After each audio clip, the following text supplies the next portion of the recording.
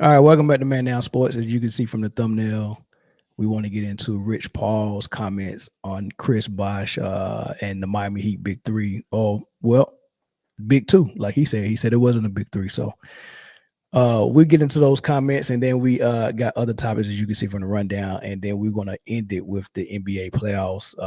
The picture is becoming more clear. I think we got everything except the 8 seed locked up, and we got playing games tonight. The Hawks in at the half right now, and then the Grizzlies got Dallas after that. So we'll see what the playoff picture is going to look like. By the time we get to that, we probably have a clear picture.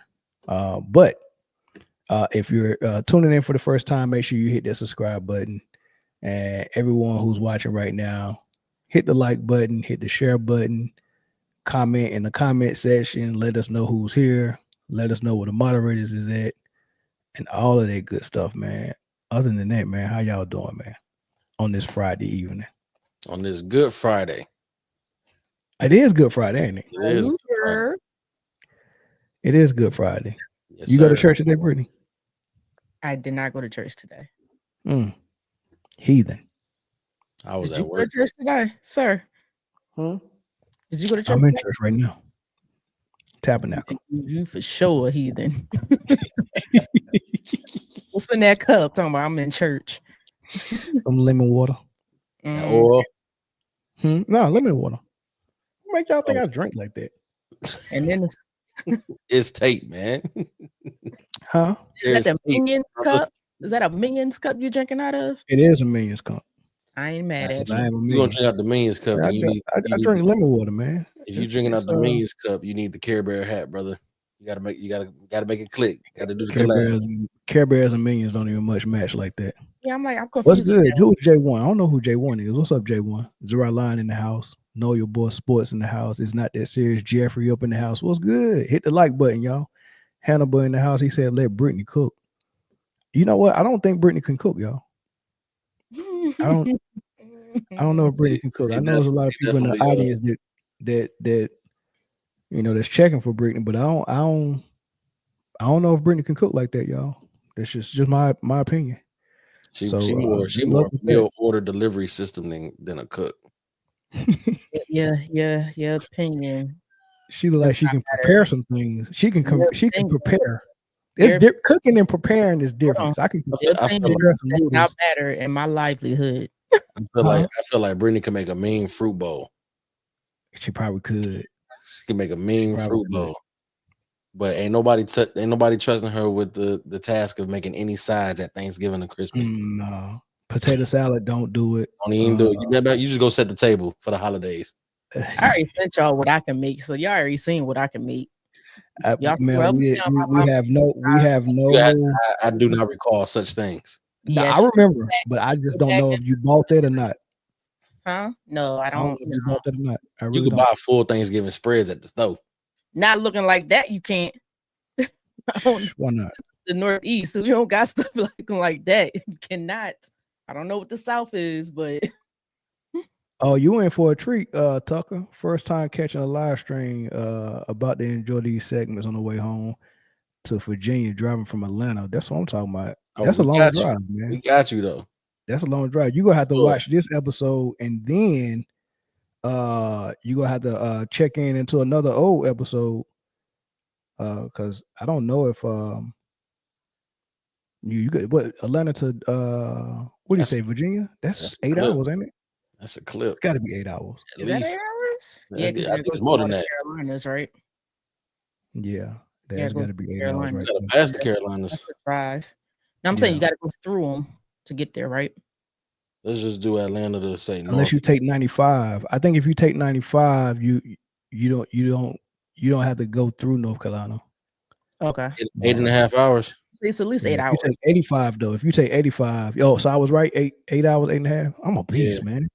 If you go through, if you take the Knoxville route though, it's 10.5 hours. Sheesh. I don't know who will take that route though. All right. So let's go ahead and get started, y'all. We got some people in here. Make sure you hit the share button. Make sure you hit the like button as well. I'm gonna play for y'all Rich Paul, right? So he was on Pat McAfee show, and this is what interests me about what's going on lately. Because LeBron is doing his own damage control, with his mind. I'm gonna call it what Rick Bucher called it. He don't call it mind the game. He call it mind games.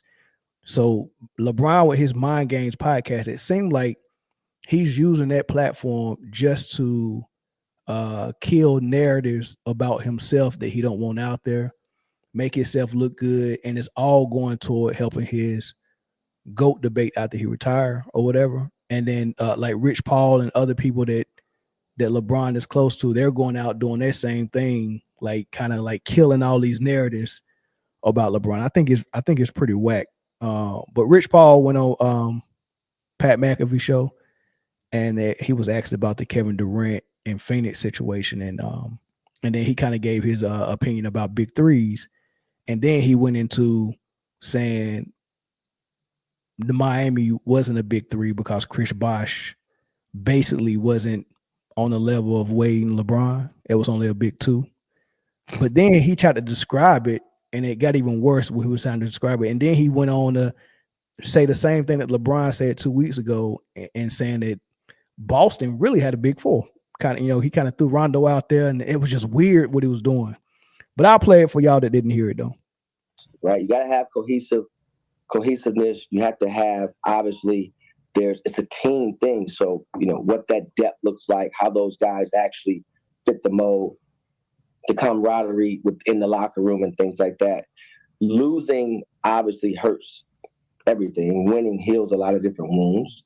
And so, look, the names on the back of the jersey is one thing. We've seen it not work in other instances. 20 years ago, it didn't work. When the Lakers had all the names, they walked into Detroit and they was beat 4-1 in the finals. So that's not the end all be all. I always love a big two. I don't really love a big three. I don't really. People talk big three, but the big three thing has never really worked. And you say, well, what happened in Miami? That wasn't really a big three. There was three guys that went in the lottery, and they did really well individually on their team. So they put up big numbers and had big accomplishments. But when you think about it, Bosh was the ultimate professional. He took a back seat, and he played a role in which, because he had such a high IQ and he was such a professional as an individual, his approach to everything is what made that work.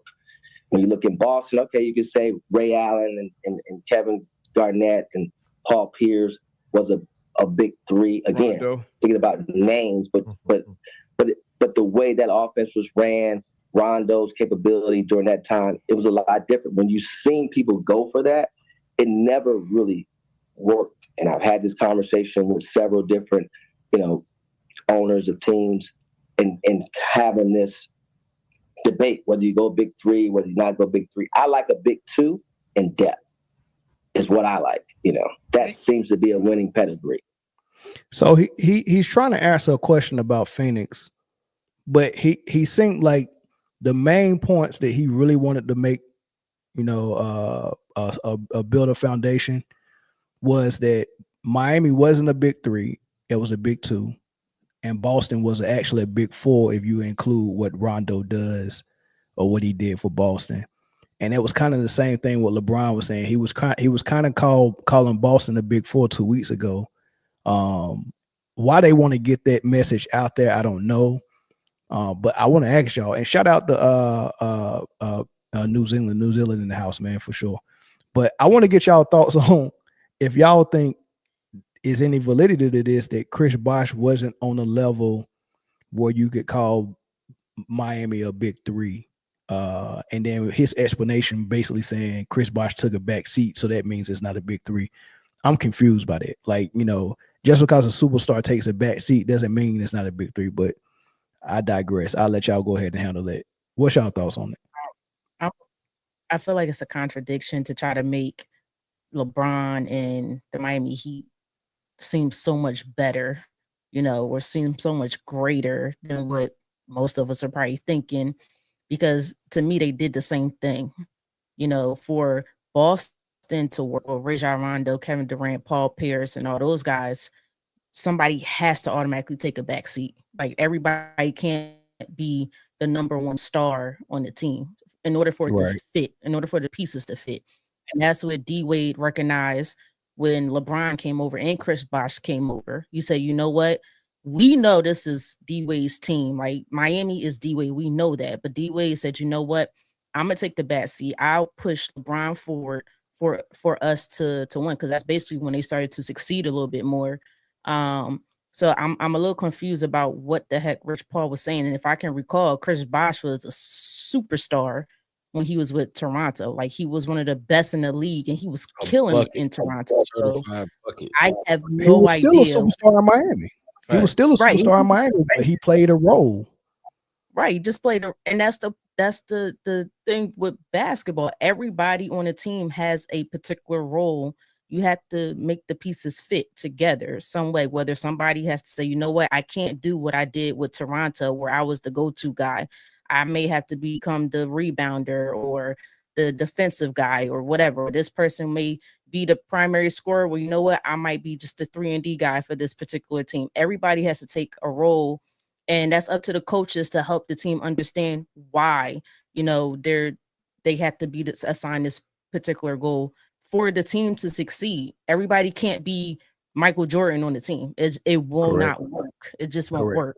So I don't know what in the hell Rich Paul was trying to say. I don't think Rich Paul know who he was talking about. I think Rich Paul just wanted to make a statement that Miami wasn't a big three, and he gave a weak explanation, and his explanation actually didn't make a lot of sense, because he was saying that because Chris Bosh took a step back, then that means that it wasn't a big. That makes no sense to me. Like none of it makes sense to what he was saying. So did Ray Allen take a step back when he went to Of course Boston? he did. Sure did. Right. He sure did. Was that now a big two? Because when Ray Allen, now correct me, I'm trying to get my time period here. It was a little further back. If I can recall, he was a superstar prior to going to Boston.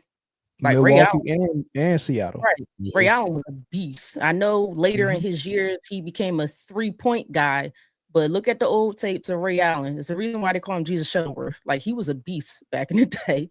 So, so is he not a superstar? I'm so confused about what the heck Rich Paul was saying. Yeah, I don't know. Maybe Chris know. Chris, what I mean, what was he saying? Essentially, y'all better stop coming on here flirting with Britne, talking about some great point queen. Her name's Britne. Essentially, it sounds like revisionist history. I think for some reason the clutch camp feels a need to try to Men in Black, you know, the little device that wipes memories. They trying to do that to the masses, and I'm not understanding why. Like, we weren't all there, right? You take 3 number ones and you put them on the team. Correct. That's a big 3, regardless of if 2 of them have to take a slight step back. But think about it like this, right? Chris Bosh gave you defense and rebounding and gave you scoring. You take any of those other forwards or centers on that team, you're only getting one or the other. You're not getting an explosive scorer, or not explosive, but you're not getting a consistent scorer and an elite defender and rebounder at the same time out of Udonis Haslem. You're not getting that out of Joel Anthony. You're not getting that out of Birdman. So to say that he was a depth player is crazy, because you don't that is your starter. That's your starting big man, giving you valuable minutes and production. Almost just the numbers was a little tick under what he was doing by himself in Toronto. You can't. What's the motivation for all of this though? Like who? Like what? I'm confused about what's the motivation. The camp feels threatened. The legacy is and it just seems like it's coming out of nowhere, because who brought any of y'all up? Like you said, the question was about Phoenix. Why did you feel the need to insert Miami in there? I don't understand what the correlation between Phoenix now and Miami then. Who haven't Clutch Sports disrespected?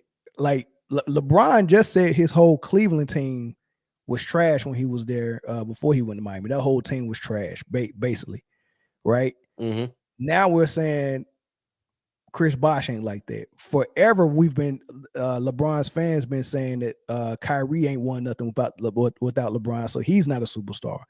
Then they said Kevin Love wasn't like that. They've been talking trash about AD. Oh, what did AD do before he joined LeBron? Like everybody is getting. They said Wade was washed.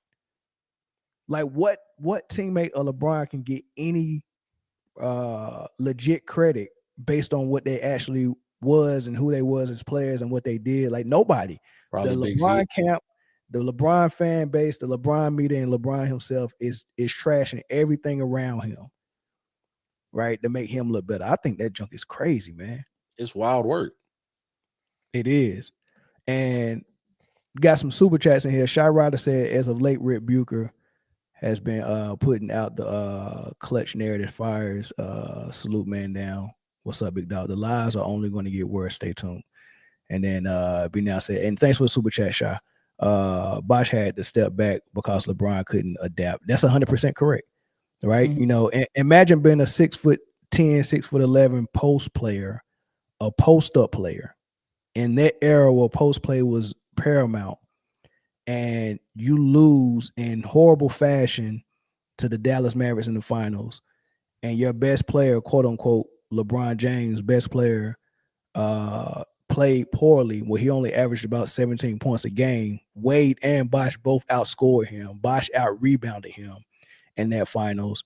And the answer to unlocking the Miami Heat was not LeBron getting better. It was Bosh, you have to learn how to be a three-point shooter so you won't be in the paint, and we can put LeBron in the paint as much as possible, had the paint wide open for him to drive because he can't freaking shoot threes.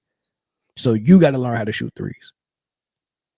And imagine that. So, and nobody has described that better than Rick Bucher. I don't know if y'all listening to his podcast, man. Sometimes when he on Fox, whatever, I think it was Fox Sports, but whenever he's on that show, he be spitting. But on his podcast, he really get down. Listen to what this dude said about Rich Paul making this comment. For whatever reason, we've got Rich Paul and the Clutch Media arm now trying to rewrite history, whether it's through the Mind Game podcast or interviews elsewhere. And I have to ask, why? What's the point?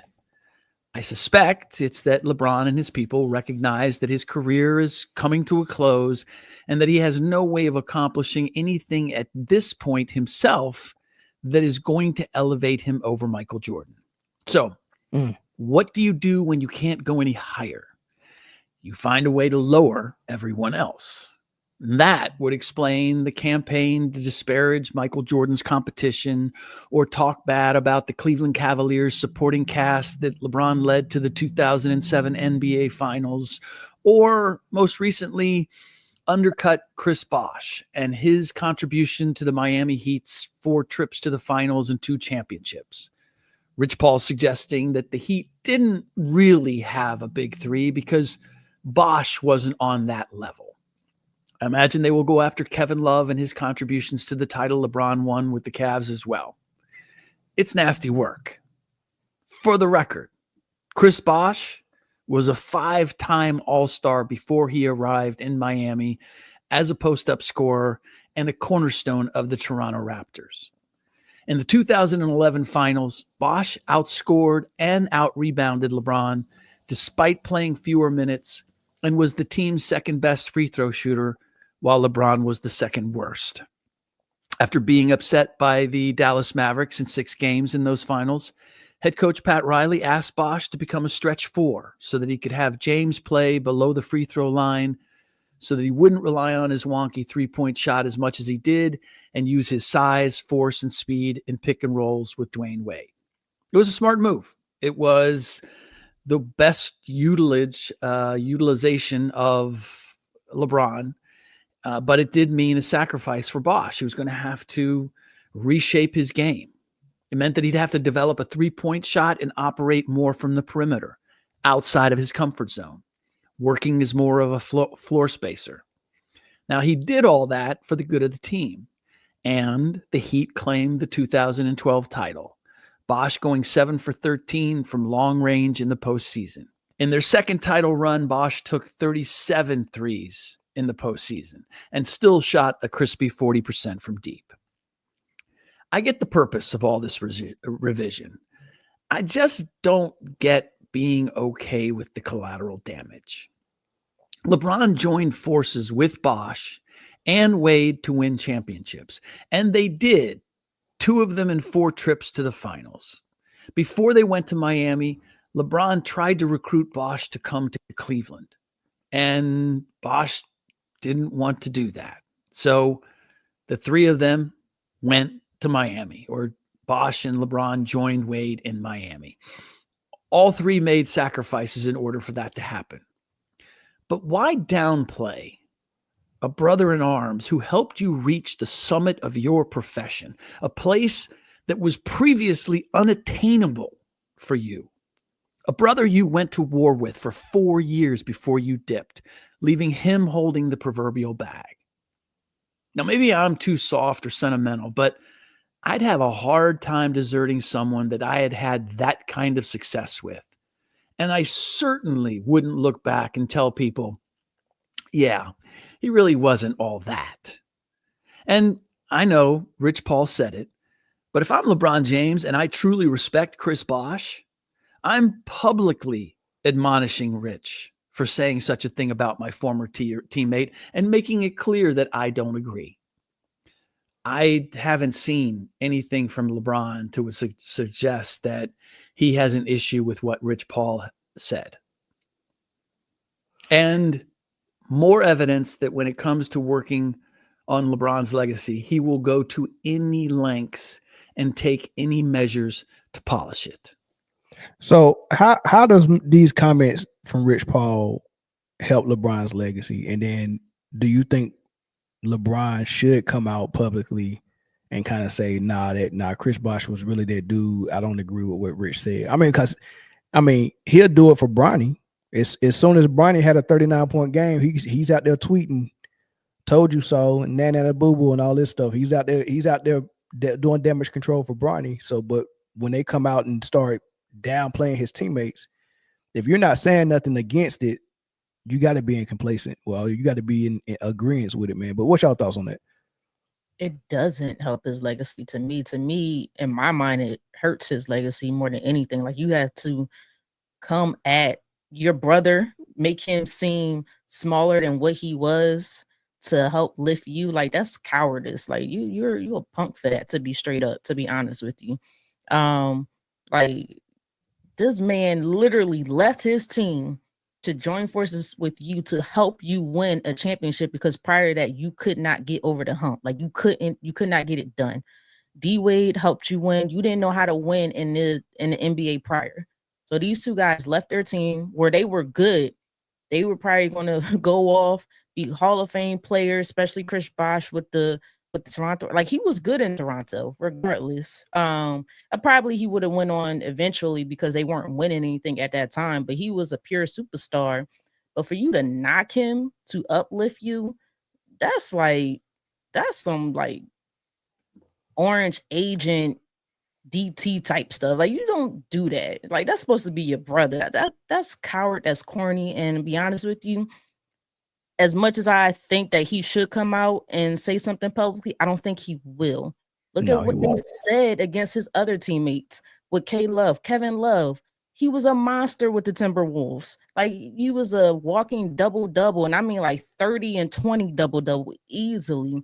They were the reason why they were winning during the time that he was with the team, and you knock him. Like, what? Come That's on. Crazy. K-Love was doing Jokic stuff before Jokic. Yes. And to me, when you look at Chris Bosh, right? He had a zip for sure. Right.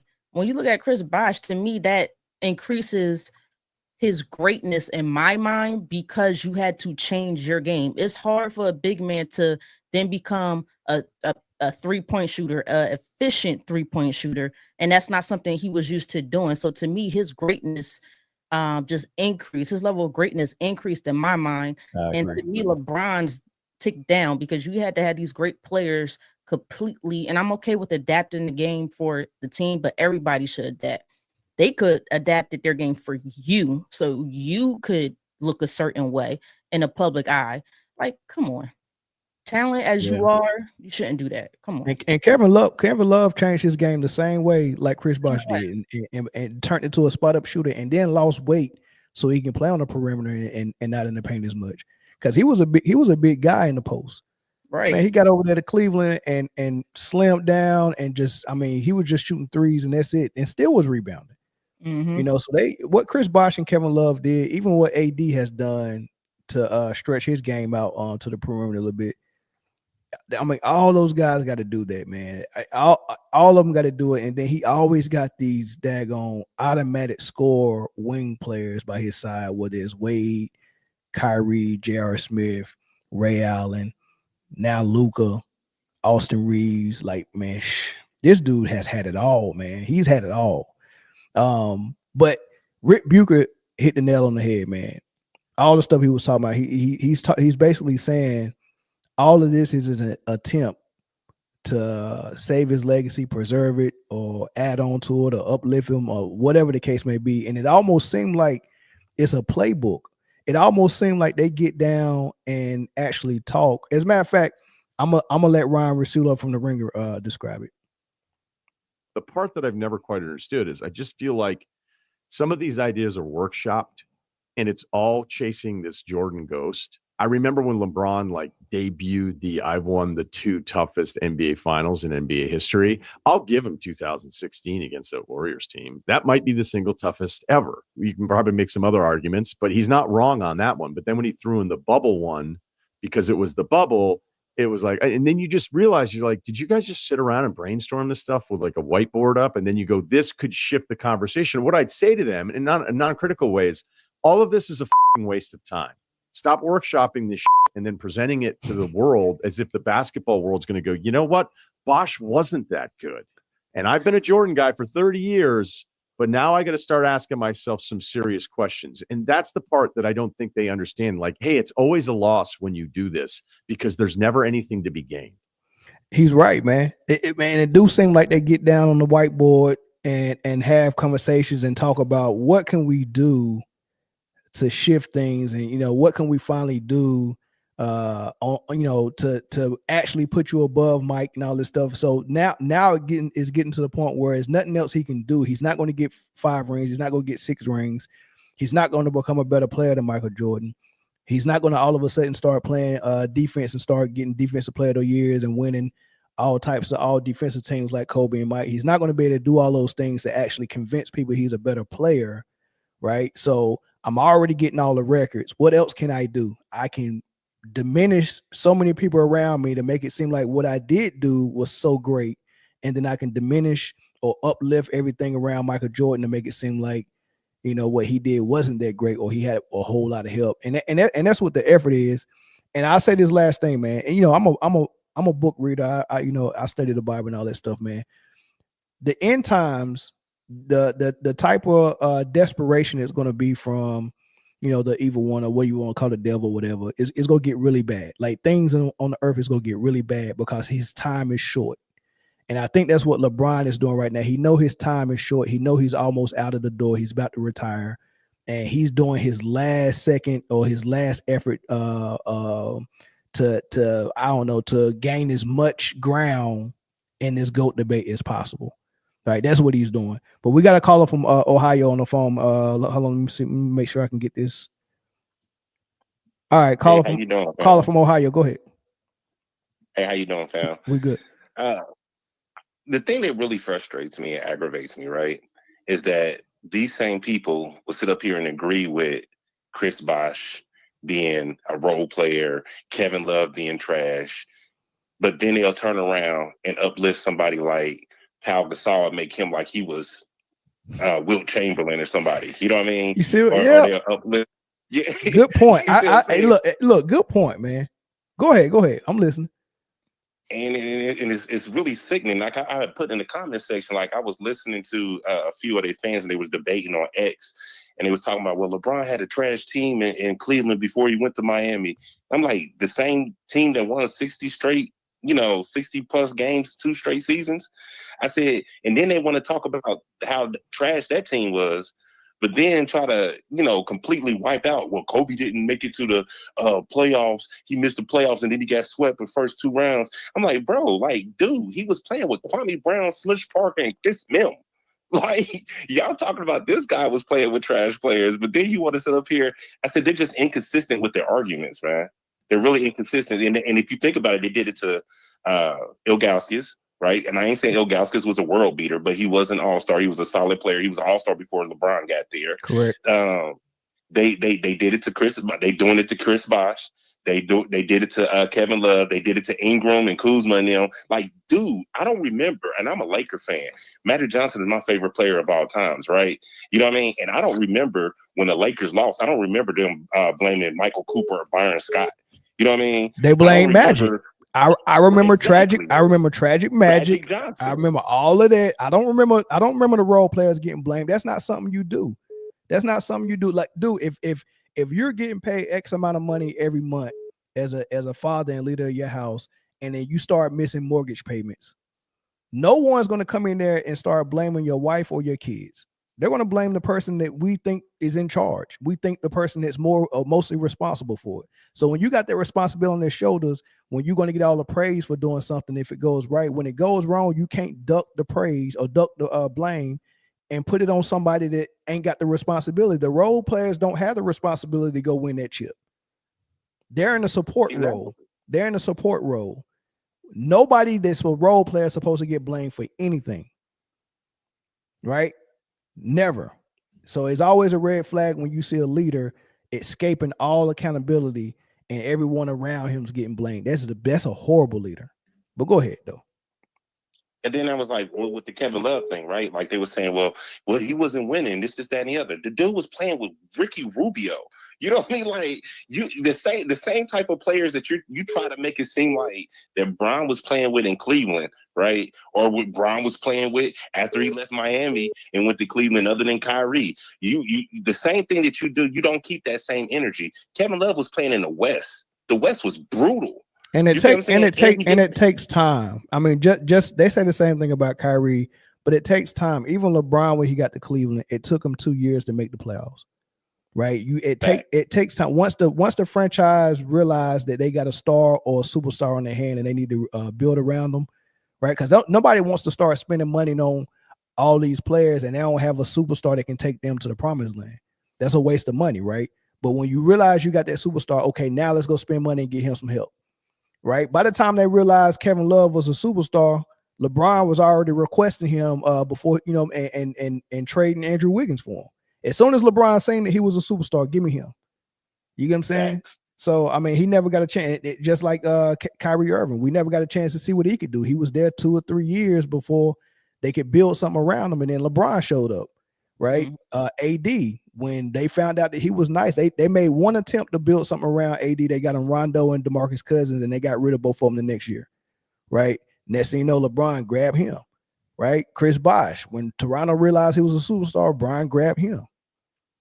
You get what I'm saying? So, like, that's just my thoughts, man. I'm gonna take this other call, man. Thanks for the call, though. No problem, fam. All right. Yep. All right, phone lines is back open. Yeah, it's ridiculous. And one thing I wanted to get to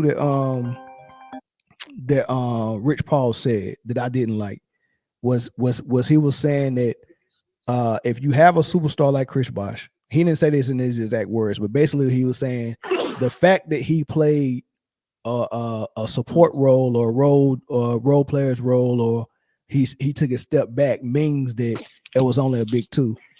Let me ask y'all this question. If you got Team USA, nothing but superstars on it, but there's only 2 guys that's actually like the forerunners, like it was Steph and LeBron, kind of KD, right? Would you not call it a big 3 or a super team just because everybody else took a step back? Like Tatum took a step back, Edwards took a step back. Really, Curry took a step back because he didn't start getting loose to the last 2 games. Mm-hmm. So by Rich Paul's example of what a big 3 is, then the Team USA this summer wasn't a big 3. to me, it's disrespectful to Chris Bosh. Like, it is literally, if I'm at home, if I'm Chris Bosh and I'm sitting at home and I'm hearing this, I feel disrespected. Like, I was a superstar prior to doing anything with LeBron James. I was a star. You know, I didn't have to come to you whatsoever. You asked me to come there. You sat me down in the summertime and you asked me to come there because you seen what I was capable of doing. Like, you Correct. literally disrespected me. I feel like it was Yeah. also more. All right, of we got a a- call on the line. What's up? What's your thoughts? Hey, what's going on, panel? What's up? What's up with y'all, man? What's up? I What's love up? the show, man. Chris, your caller. Hey, so what kills me about this is I remember when ESPN, well, not even that. I remember when they used to get Chris Bosh going early because they realized if we can get Chris Bosh going early, Miami is hard to beat. They was hard to beat. And so I remember ESPN talking about it. Like, Eric Spoelstra, Miami, they are, Miami's damn near unbeatable once they get Chris Bosh going early. And it used to show in games. And then there were games where either LeBron would sit out or Wade would be out or even both of them be out. Guess who was a superstar again? And you've seen it.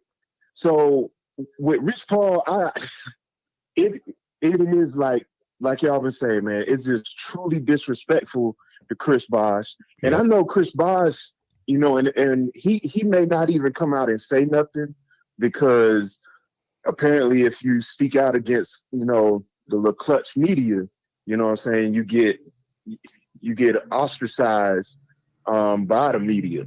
So Chris Bosh is not going to say nothing. You might have some former players come out, and say some things, which I'm pretty sure they already have. But it's just, man, as much as you don't want to talk bad on LeBron, you know what I'm saying, it's just kind of hard not to when they keep doing stuff like this. And I know they talked about joining. I think it came out during that Olympic. The Olympics, 2000, was it the 2010? No, not 2010. Was it the 2008 Olympics where they was talking about the free agency coming up and the Banana Boat crew 2010 and how I'm not sure. They were possibly. I'm not sure, but I do know that Melo was supposed to be part of that, and I do know at one point they tried to get CP3 as well. Yeah, because Chris Bosh had joined Miami before LeBron made the decision. Yeah, he already knew what the decision was gonna be though. They knew for sure. But all right, man, thanks for the call. Let me get this other one in here. All right.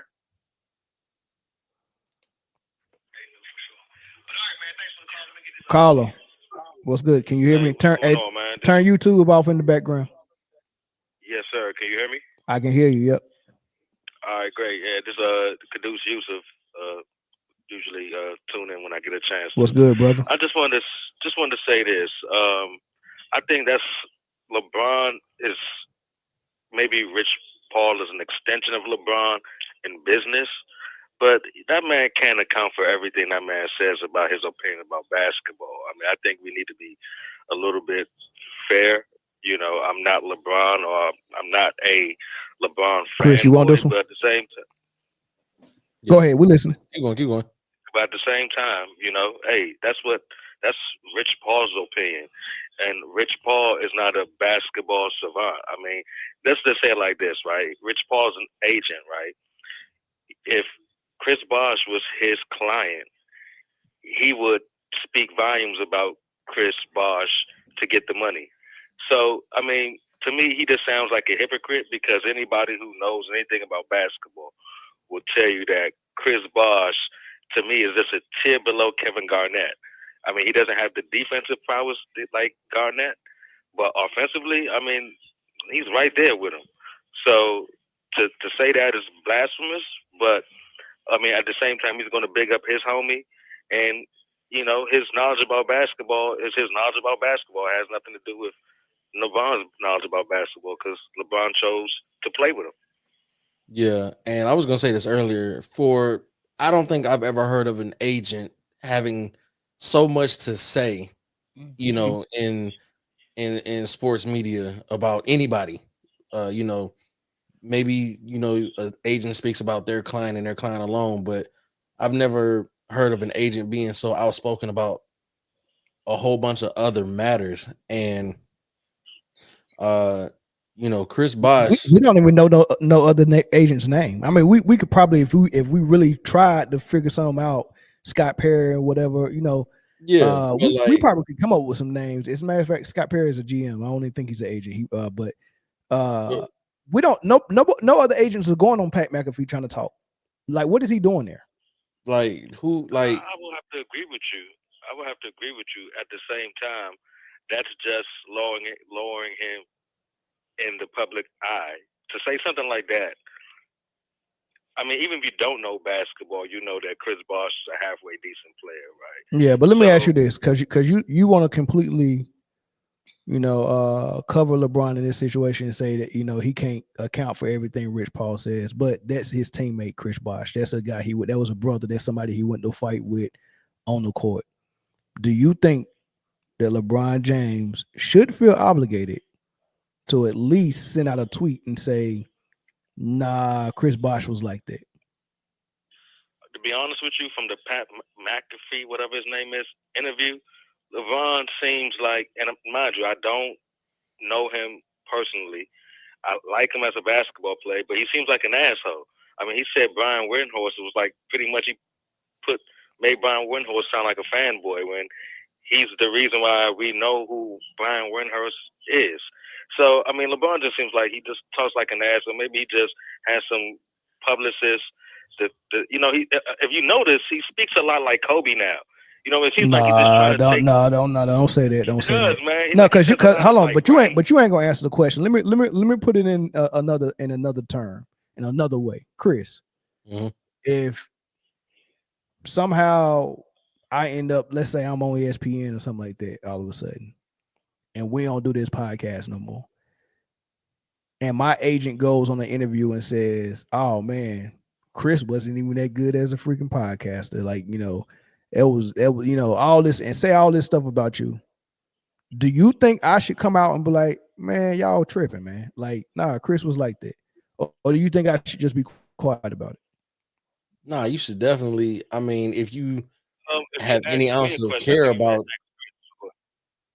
if you have any ounce of care about, somebody that you did battle with for some years, you know what I'm saying? Y'all worked through some trying times to get something going together. Yeah. Yeah. If that's your brother, yeah.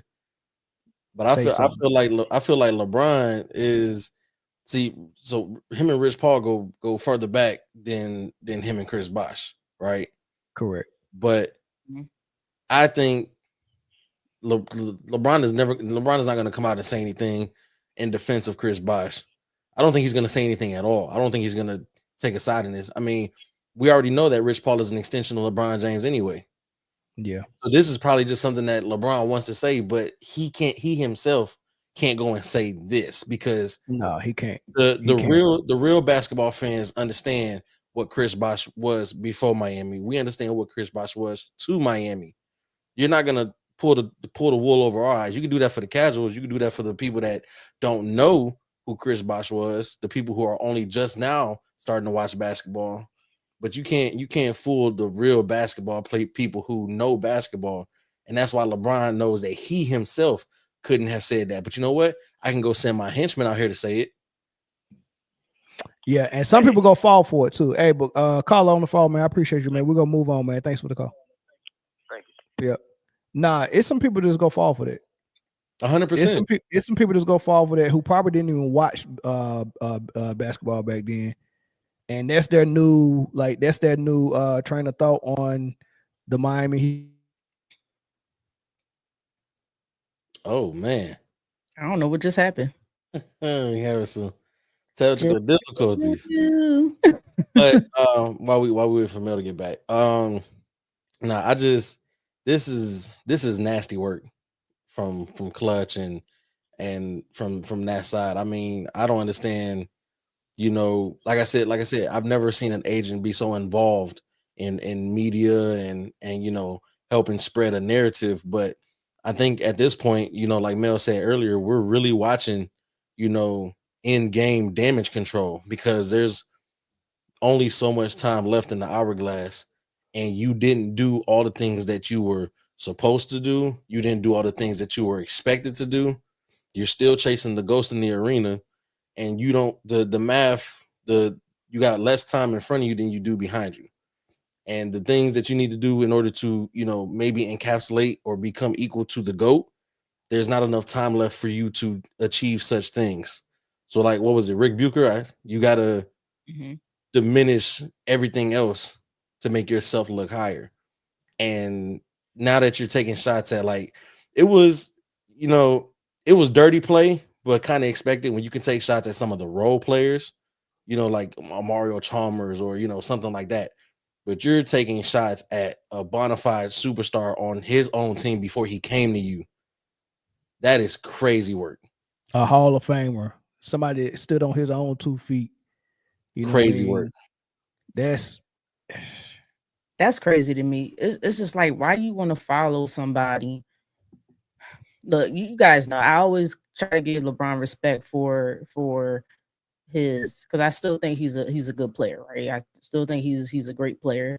But the fact that you feel the need to that's basically what you're knocking people and their success to push yours even high. Like, how are you going to be considered the GOAT when you're doing that? I don't understand that. Like, how people follow this guy and believe, like, are you okay? Because if this happened at your job, if somebody at your job, you working your tail off, right? You busting your behind to help this team or the organization succeed, but then your coworker is going to a boss or other employees in that organization and knocking you down, knowing they see what you did, they see your work, they see how great your work is, but so they could get a promotion or so they could look good.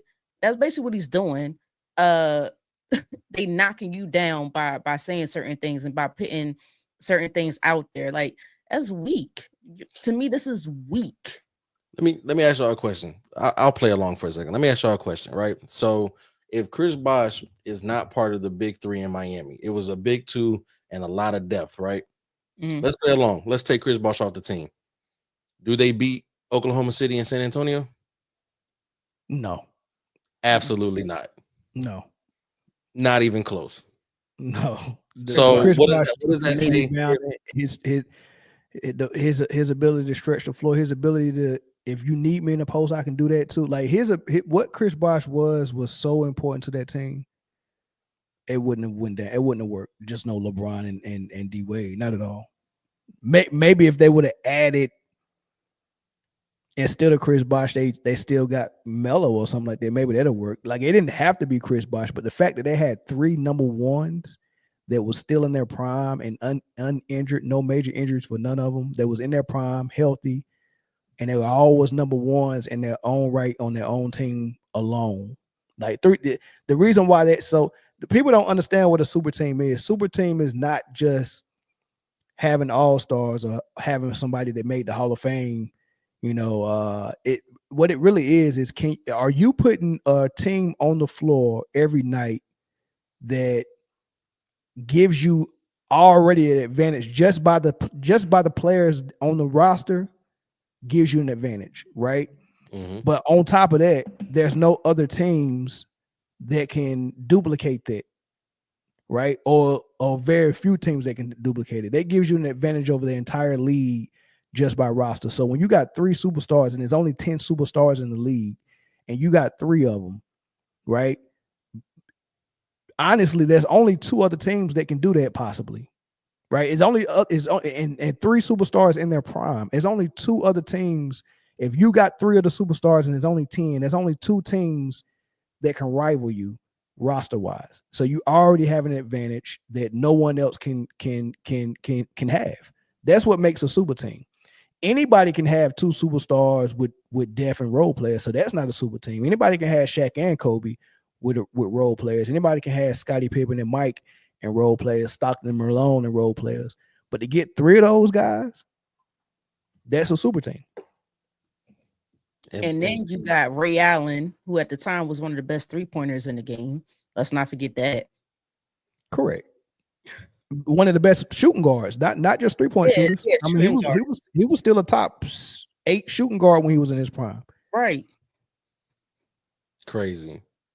Yeah. And one of them championships don't even happen purely of the fact that Chris Bosh don't get a rebound. One essential rebound. That series is over. One of those wins don't happen if Ray Allen don't make that big shot. Off of a Chris Bosh rebound. Off of a Chris Bosh rebound, right? That's where the rebound came from. Off of a LeBron James miss. I forgot about that. Chris Bosh. There's 11 seconds left in that Hawks game. Hawks got the ball, just caught the timeout. They're down by 2. I wonder if Trae Young. I got 6.1. I might go 6.1. Well, I'm a little bit behind on my screen. You want me to tell you what happened? Hawks still got possession. Oh, you're right. Oh, Hawks still got. I think he just got fouled. Who got fouled?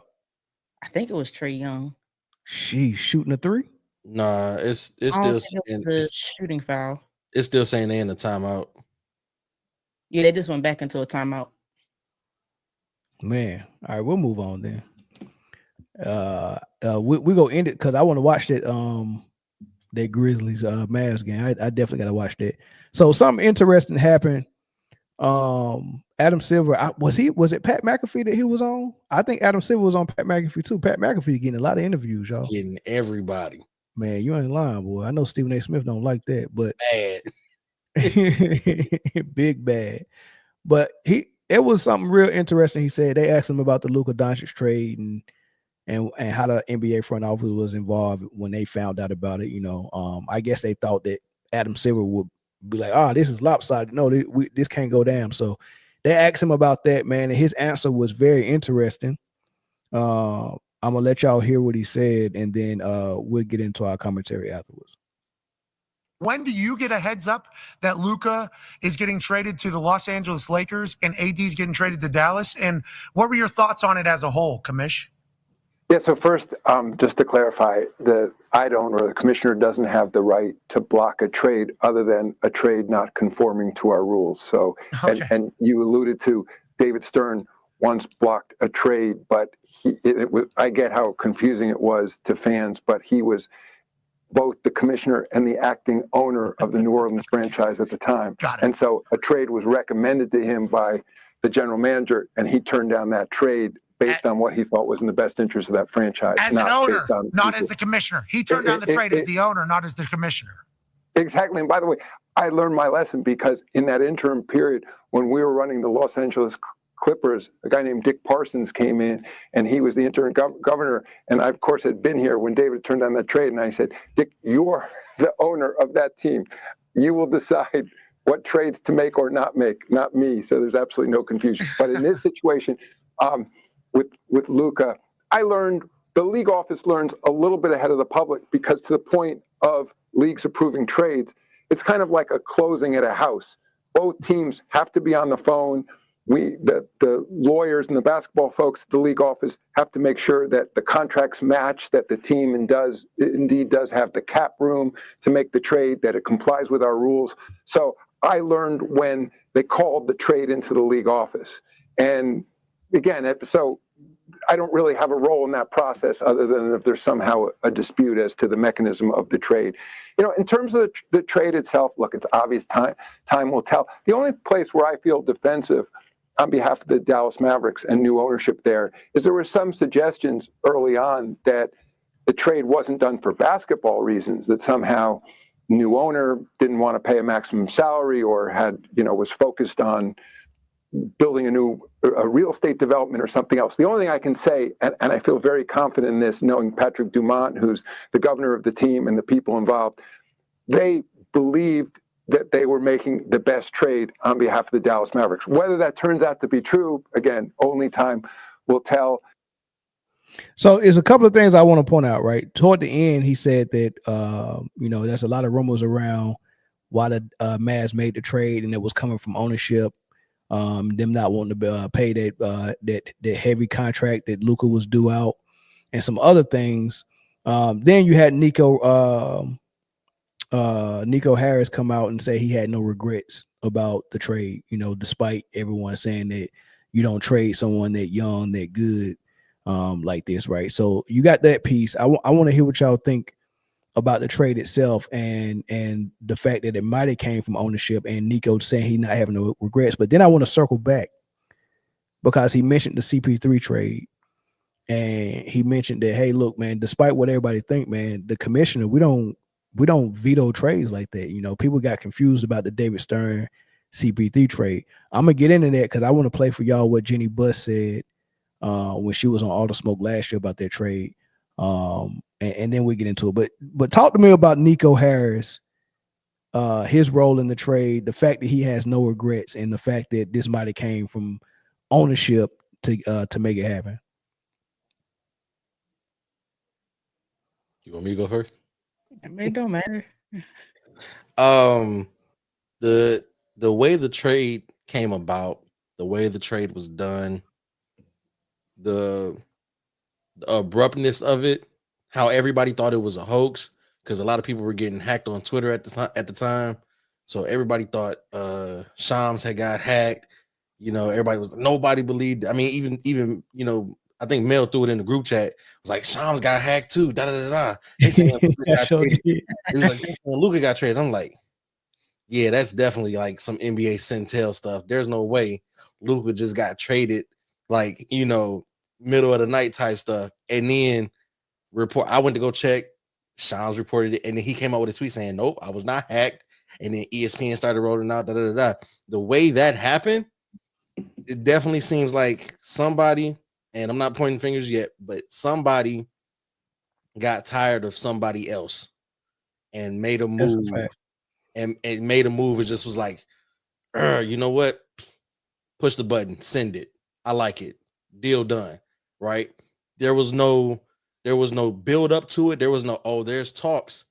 Lakers are interested. Dallas is trying to do this, that, and the third. And we knew, the trade deadline come up. There's always talks about, because even there was talks about Kevin Durant. Suns might move Kevin Durant. There was always rumors about, this came out of nowhere. For the way that move was done, that was definitely a up top move. That was all, ownership, maybe even, front office, but that's about where it was at. The coaches didn't have a say. Clearly the players didn't have a say. You know what I'm saying? So I think now what caused it, maybe he didn't want to pay the Supermax money for a player that kept showing up out of shape. I don't know. That's still up to speculation. It makes a lot of sense because he was still probably going to be due for that money. But we know Mark Cuban wasn't going to make that move. So it seems kind of funny that as soon as Mark Cuban releases majority stake in the team, all of a sudden this crazy move happens. You know what I like though? I like the way Dallas look now. I like the way they play. I mean, they did have a whole bunch of injuries, so we didn't get to see them full force with AD. We got to see that one game with AD, Gafford, and Kyrie and Clay all on the floor against the Rockets, but AD went down, and then Gafford went down, and Lively was already down, and then PJ Washington went down, and then Kyrie went down. But in that play-in game, they pretty much had everybody back except Kyrie. They had Lively, they had Gafford, Dinwiddie was there. And walked them boys down too. And I like them. They play D. And imagine being able to win with just one superstar, right? Something that they claiming that Jokic should have excuses for, because he ain't got no other all-star. Like AD right now don't have another all-star, right? And they look fine. They playing good basketball, good team basketball. The defense is there. I think what went down with this trade, and the reason why Nico said I ain't got no regrets, is because it's a team that Jason Kidd want to coach. He likes coaching, and you don't have to scheme around one player's defensive deficiencies, and then scheme an entire offense around one player having the ball all the time, and everybody trying to figure it out around him. Man, I think that's very hard to do. Like nobody wants to do that. It's not the best way they play basketball. So I like the trade, and people just got to accept the fact that just because you think somebody dope don't mean somebody else got to stay with that person. Like if like we didn't want Luka. No, I mean we wanted to do something different, and we didn't want to pay what we would have to pay for Luka and keep doing what we was doing with Luka. The Lakers did. So they made a trade and they got somebody that fit them. You know, just because you think this person dope, don't like if somebody trying to break up with their girlfriend or their boyfriend, you can't be like, oh man, I think she's dope, man. You shouldn't do this. Like, I think that's played out, man. If somebody ain't trying to deal with somebody, they're not trying to deal with them. And the Mavs didn't want to deal with Luka. And I'm tired of everyone. Every time Luka has a big game, Dallas, y'all dumb, dude. We didn't want him no more. Right. We didn't want him, and that's okay. They know what they were doing. They not dumb. Like we knew, exactly what we were doing. We knew the decision that, they knew the decision that they decided to make. But I think not only maybe it didn't work out, they got tired of his play on the court, like you said, Mel. But maybe it was a culture fit. He could present himself one way to the public and the media and talk his way through. We all know players get this media trainer, so they sound great in front of the camera and to the fans. But maybe behind the scenes, like you guys said, he shows up out of shape every single year. Maybe it's an attitude situation. Like it could be a lot more behind the scenes that we don't know about that may come out later, that they're like, you know what, we just don't.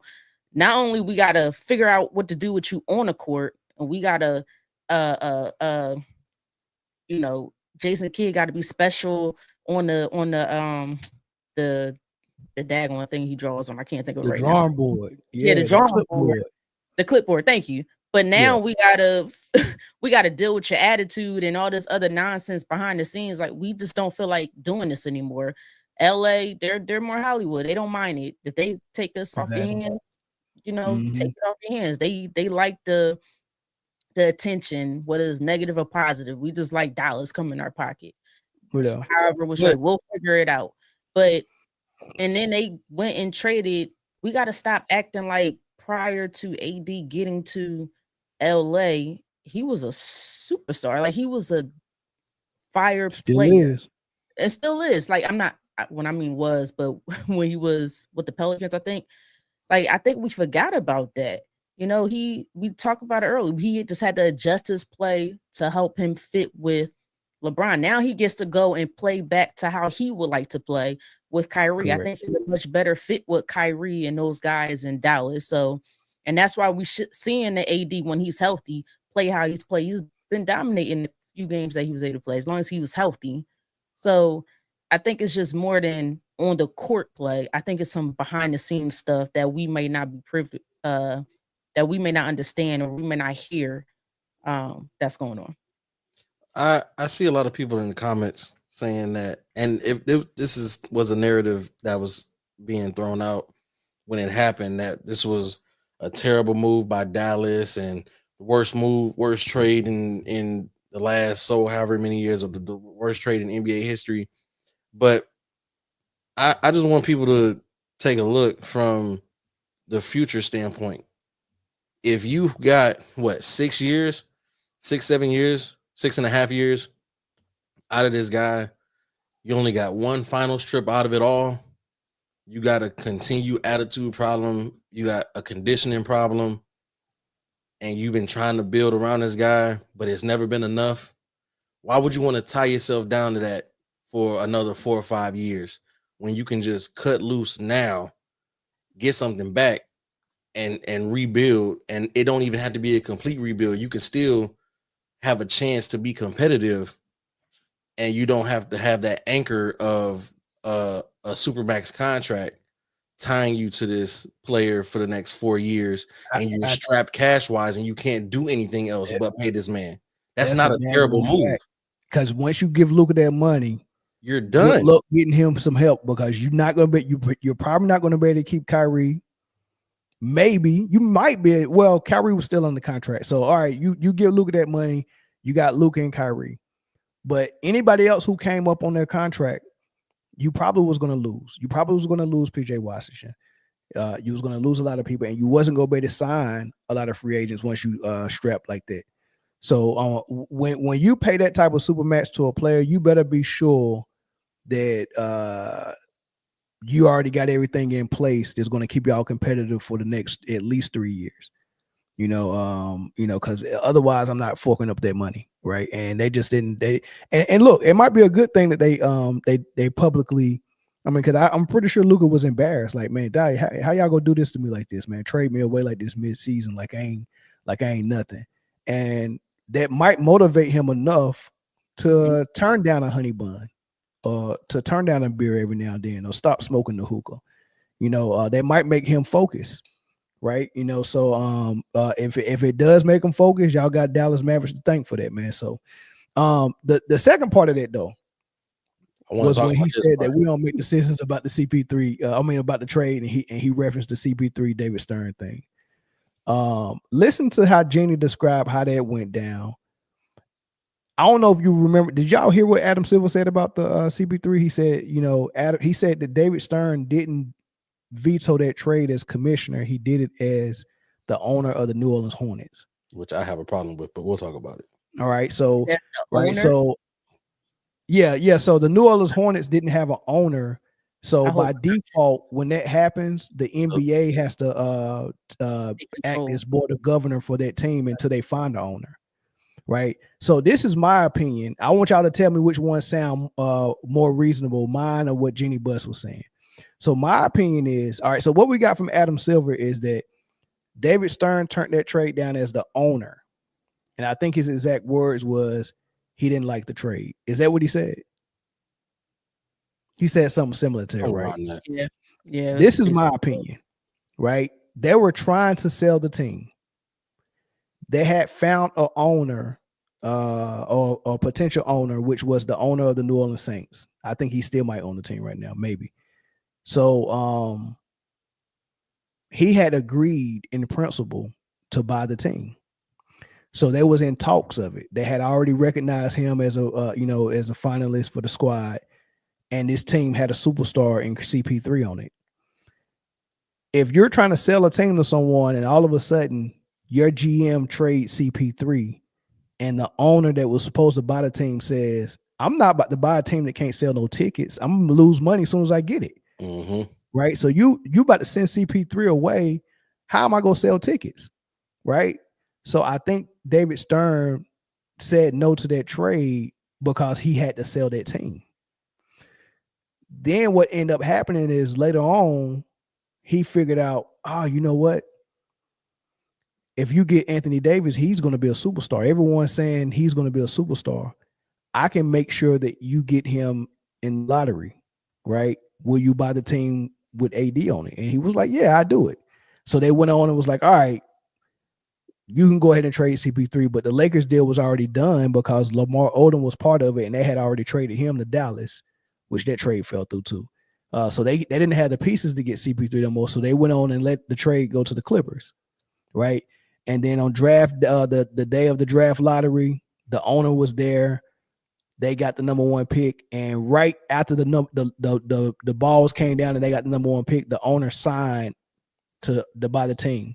So that lets me know that he was waiting to after the lottery to sign the paperwork. Right. So that sounds like more what it was to me. Listen to what Jeannie Buss said. I wanted to ask you, because I was actually on the team, what happened with the CP3 trade getting voided? I can tell you exactly what happened. So if you remember, we were in a lockout, right? When there's a lockout, there's a moratorium on everything. You can't make trades, you can't do anything. As we were making a deal with the union and then starting to lift the lockout, the lockout rules, all the representatives of the teams had to be in New York for Board of Governors meeting to ratify the new CBA. And so as we're in this room, all of a sudden there's kind of this rumor that goes in around the room about a trade. Well, at that time, the team was run by the league, right? So there's no way a trade could be happening if we're all in this room doing league business, except the general manager of the team felt that he had the authority to make a trade. Of New Orleans at the time? Right. Okay. And so he felt that he could make a trade. And my dad at that time, his health was declining, and he didn't make the trip to New York. I was representing the team, so I wasn't responsible for trades. So the trade was happening while everybody is in this room. So teams felt like, how is that possible? We didn't get a chance to make a trade for Chris Paul. And so they all attacked the league and said this wasn't fair. We didn't all get a chance to But he wasn't going to you guys, so it doesn't matter. But go ahead. Right. I understand what they're saying. Like David Stern didn't reject the trade as commissioner. He rejected the trade as governor of the New Orleans team, right? Because he wasn't asked permission to okay the trade. But the general manager, when they said we're going to have, arm's distance from making basketball decisions because we're the league, felt that he could make that decision without having to have someone stamp it. So it wasn't the NBA trying to keep the Lakers from Chris Paul. It was David Stern had a responsibility to make sure that it was a trade that he would approve. So now he just calls off the trade and wants everybody to cool down, because you had a lot of teams thinking there was some funny business going on, but it wasn't. It was just by coincidence how things lined up. So now our front office decided to make a different trade and traded Lamar Odom to Dallas. So now you can't resurrect the trade because you just broke up the pieces that made it. Now everybody was trying to get Chris Paul, and the Clippers offered the best deal. I'm sorry. There's no way you're going to get me to believe. Now, she said two things. She said, one, they were all in the meeting with all the owners, and all the owners had heard about the Chris Paul trade, and they got mad and was like, we wanted Chris Paul. Y'all didn't give us a chance to make an offer. Like, why wasn't he on the trading block and y'all see offer? The same thing they were saying about Luka, because Rob Pelinka and Nico just was talking amongst themselves, and nobody else got a chance to make an offer on Luka, right? So it's kind of a similar thing, right?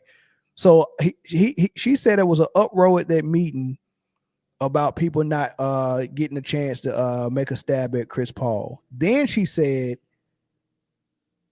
David Stern was pissed off that the GM made that trade without his knowledge.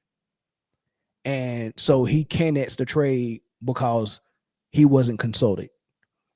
If it's a good trade, it's a good trade. So you can't tell me two different things and say, oh, all the owners was mad, but also David Stern was mad because he wasn't consulted, so that he called the trade off for that, and then say we couldn't resurrect the trade because we had traded Lamar Odom after that. Like, who would resurrect the trade that they wanted to deny? Like, why deny it if you're going to resurrect it?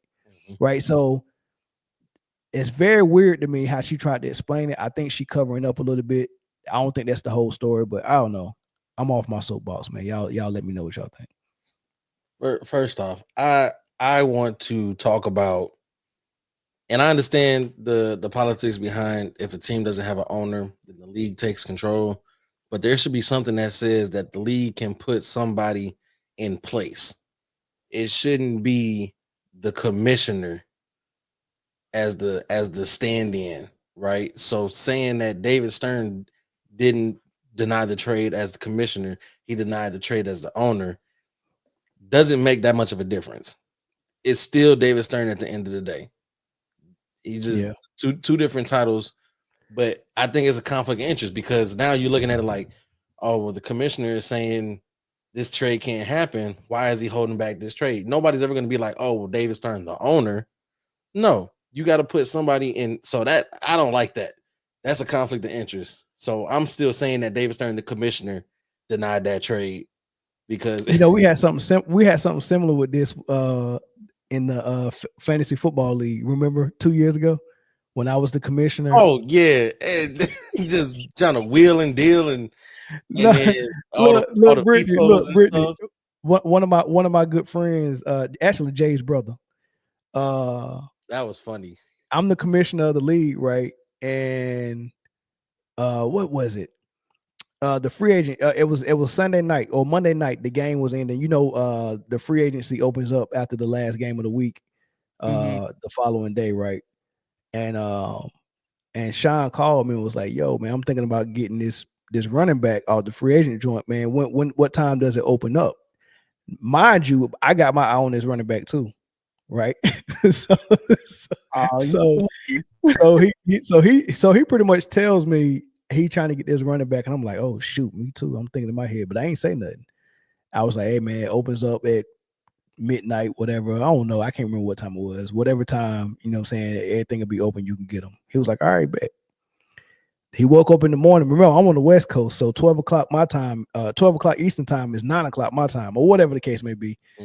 So I'm 3 hours behind. So I'm still I stayed up late and got the running back and then went to bed. He wake up early in the morning, the running back gone. And he was like, "I just told you about that running back." So he thought, as the commissioner of the league, that it was a conflict of interest that he gave me that information and I used it or whatever. I don't know. He was pissed off about it. But what am I supposed to do? Like you called me and told me you was looking at his running back. I didn't have to tell you I was looking at him too. He felt like, as a commissioner, I should have told him, "I'm gonna be honest with you, big dog. I'm trying to get him too." I didn't think I had to do that. So I don't know. Maybe David Stern. Maybe it's kind of muddy waters.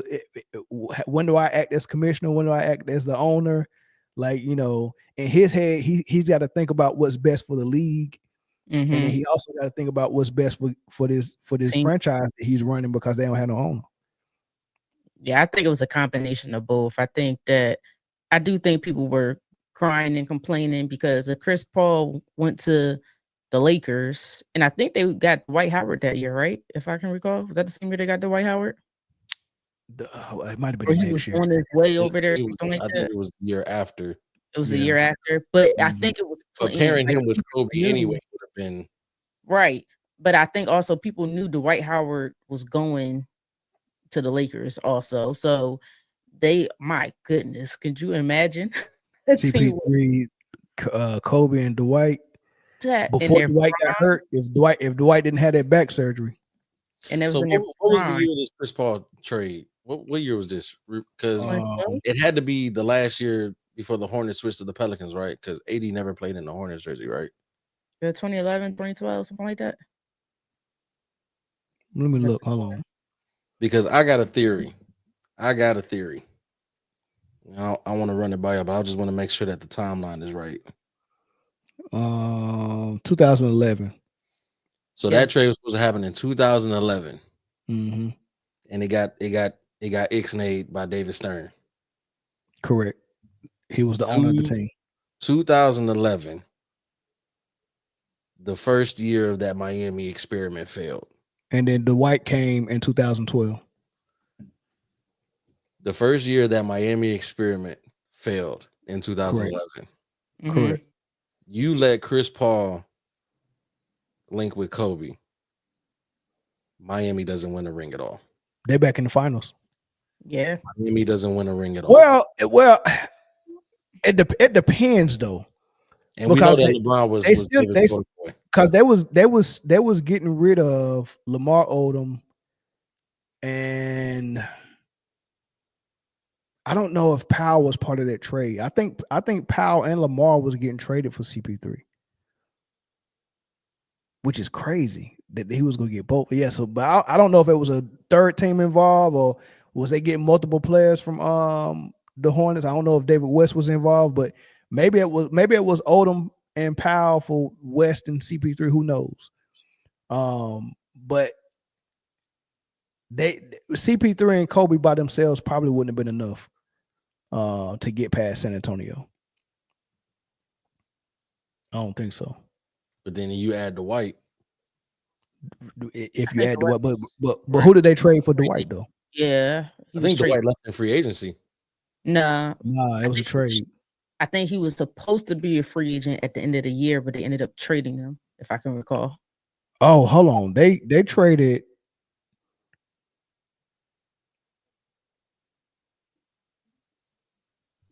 They traded Aaron Aflalo. Wait. It was a 3-team trade. This is crazy. Oh, it was a 14 Okay, deal. yeah. So it was Orlando, the Lakers, and the Magic involved in this trade. Oh no, Orlando is the Magic. Orlando. It was a 14 Philly. deal. Sixers was involved. That's right. Yeah. I remember that was that daggone Andrew Bynum trade. Yeah, y'all end up getting Bynum in that trade. Yeah, man. Oh, maybe they still do it then. Maybe I mean, because if they get rid of Lamar and Powell for CP3 and they still got Bynum and those picks, they still get Dwight. So the Lakers got Dwight. Denver got Iggy from the 76ers. The 76ers got Andrew Bynum and Jason Richardson. The Magic got Aaron Aflalo, Al Harrington, and Nikola Vucevic. And he's been in the league for a minute. And one protected future first-round pick from each of the three teams. Yeah, that's nuts. The Lakers also got Earl Clark and Chris Duhon. I forgot about Chris Duhon. Yeah. They still probably could get Dwight after that They CP3 probably trade. could. Yeah, they wouldn't have been done just getting CP3. They would have needed another piece for sure. But oh well. I mean, people in the comment section want me to open the phone lines up for this one, but I don't know if we can, y'all. Oh, by the way, Miami bounced Atlanta in overtime. Yeah, I saw it. So we get to watch Miami get absolutely slaughtered by Cleveland. Somehow always dwindle. Yeah, that's gonna be crazy. We'll talk about that in a couple of. We'll talk about that in a couple of topics. Well, let's breeze through this Stephen A. Smith topic. Matt Ishbia, you know he's the new owner of the Phoenix Suns. I think this is his second year, and he's been spending a lot of money. He got KD over there. He got Bill there. He did a lot of things, right? He spent a lot of money. And Stephen A. Smith went on First Take and had the nerve to say that Matt Ishbia is the worst owner in NBA history, right? And I hate when Stephen A. Smith says stuff like that for click, because I remember just last year he said Kawhi Leonard was the worst superstar in NBA history. And then before he said Kawhi Leonard was the worst superstar, he said Kyrie Irving was the worst superstar in NBA history. So he makes these outlandish statements that's supposed to be shock. What you laughing at, Chris? They're supposed to shock everybody by saying he's the worst in NBA history. I think that is lame. But Matt Ishbia was asked about it in a press conference, and I love his explanation or his response to it. Shane Young with Forbes. I'm sure you, over the last couple of days, probably saw a national reporter make some, ridiculous statements about you might be being the worst team owner or worst owner in professional sports history. Just kind of wondering what your response is, if you have one. Yeah, so Stephen A. Smith, I don't take much he says seriously. I don't think many people do, to be honest with you. The things he said about Kevin Durant, just wrong and disrespectful. The things he said about LeBron James were just disrespectful and inappropriate. And so with that being said, I don't really think Stephen A. believes what he said. I think, he's doing his thing. He's on the mic and he's doing what he just, and I think he'll apologize to me because I think it's disrespectful to put my name and, aligned with anybody that was kicked out of the league or no longer part. If he wants to say for the first 2.5 years, man, if you bought the team, we didn't win a championship. I think you probably said about almost every owner ever. But yeah, we had high expectations and we didn't win. We spent a lot of money and we didn't win. Yep. Be critical of me on that. But to even say that kind of stuff, like I said, that's just, I think, like I said, he'll apologize. I think he was out of line. And I think he knows that. I don't think he really believes that. With that being said, what is a great owner? Right? My job, I'm definitely not shooting. You don't want to see me shoot or play or coach. What am I supposed to do? And my job is to provide resources so that when my GM, my front office, my coach want something, want a player that I say yes. I don't focus on profitability. I focus on winning. I focus on the community. I focus on the fan experience. And so I focus on those things. I think that's what makes a great owner. I think if you ask people in Phoenix, they probably think I'm a great owner. The TV, all the games on TV for free, that's a big profitability hit, but we led with that. I walked the concourse and realized the concession stand prices are crazy, and we lower the prices. That's what I think a great owner would do. Investing in the Mercury, $100 million practice facility, that's kind of what I think a great owner would do. Community. We brought the WNBA All-Star Game, bringing the NBA All-Star Game. We put millions of dollars into the community, doing a lot of things. I think that's my role. Now, let's be clear, winning is part of my job too. Right. But you know, there's a lot of things a great owner would do, and to even put me in that category, I thought was disrespectful. And like I said, you know, we'll just move on from that. I don't really spend much time thinking about him. All right, so bringing the All-Star game to Phoenix, WNBA and NBA, spending a bunch of money to try to create a big three with KD, Booker, and Bill, pulling the trigger on KD's trade. He said they just built $100 million practice facility for the players. He said that they're putting the games on TV locally for free. So he's taking a financial hit with that. All the things that he mentioned, but his team didn't perform.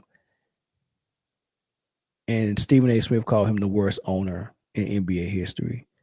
Do you agree that because this team only won 36 games and underachieved, that he could in 2 years be considered a worse owner than David Sterling? As a matter of fact, I just pulled up this tweet from Jay Will. He said that we've had Donald Sterling, we had Robert Sarver, who was the owner that was with Phoenix that wouldn't spend money. But Stephen A. Smith is saying Matt Ishbia might be on the verge of becoming the worst basketball owner ever for firing coaches and spending to win. Nah, that's not analysis. That's a performance, right? Man, what's y'all thoughts on that? I think is bogus. I mean, just because my thing is most teams make trades and sign players in hopes of it being something great, hopefully. But sometimes it doesn't work out. That's all. To me, that's all this was. It just they got Bradley Beal. They already had help me out. What's the young guy's name? Booker. Booker. Thank you. They already had Yeah. Booker. They went and traded for Kevin Durant. You know, on paper it sounds great. It just didn't work out. You know, Right. players was getting injured. They were lacking in certain in certain areas. Bradley Beal wasn't what they expected. Like it happens all the time. We've seen this across the NBA for many, many years since the NBA first started. We've seen it in the NFL, we've seen it in MLB, so forth. That does not make you the worst owner in the NBA or so forth. You know, in my mind, I think the worst owner outside of Donald Sterling is Josh Harris, but that might be. What? Hold on. Oh, that's Philly. There's a little bias. That's Philly. I mean, nobody owner. liked the Knicks owner when Dolan was there. Is he gone now? Dolan's gone. I think Dolan. So, is he gone? He's still there. I think he's still the owner, right? Let me see. Google. I think he finally started making some good decisions though. Oh yeah, he's still the owner. Yeah, he's still the owner. But to me, like he just said everything that makes you a great owner. Matter of fact, you just want. Now it's fun. The fans and stuff, we want the winning. We want to see our team win. We want to see our team successful. But unfortunately, that's out of our control. Sometimes that's out of the owner's control, because if you put a team together, you're like, man, this could really work. And it's unfortunate that it doesn't. It happens. You got to try again. You got to keep trying until you get to the winning formula. They're just not there yet. They're going to get there.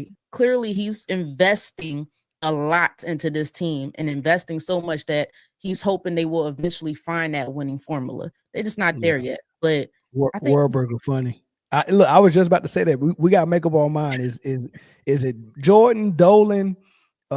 Is it Sterling? Like we got to make up our mind who the worst owner is. Listen, and you can't throw you can't have a conversation about worst owners and not throw Josiah in there. That whole Brooklyn situation was a catastrophe. Are they in the playoffs this year? No. You mean to tell me getting rid of Kyrie and KD didn't help them? Didn't work? No, not at all. It could have worked though. That they just messed it up. You make your moves based off of what the media tells you to do. That's not a good owner. So Josiah is up there as well. I'm not gonna say Josiah is the worst, but he's worse than Matt Ishbia by far. You know what was funny to me, man? When James Harden was over there in Brooklyn, and he pretty much was like, man, they playing games over there, man. They brought me over here and promised me that all three of us was gonna get a contract extension and they was gonna keep us together so we can win. And I get over here and y'all over here playing games with Kyrie Irving. Y'all won't extend him. Y'all won't extend me. Y'all extended KD. Trade me, right? And the crazy thing about it is, what's the owner that was with the Rocket? Daryl Morey was over there in Philly, and he put a story out in the paper that said, "I know for a fact that if it comes to free agency, James Harden is coming to Philly, so y'all need to go ahead and trade him now, and talk them into trading him for Ben Simmons." Hold up, Mel. You're a defender of Ben Simmons, aren't I you? am a defender of Ben Simmons when people say his back wasn't hurt and he didn't need surgery. I'm a defender of Ben Simmons. Yeah, he needed back surgery. I don't like when people say he's faking a back injury.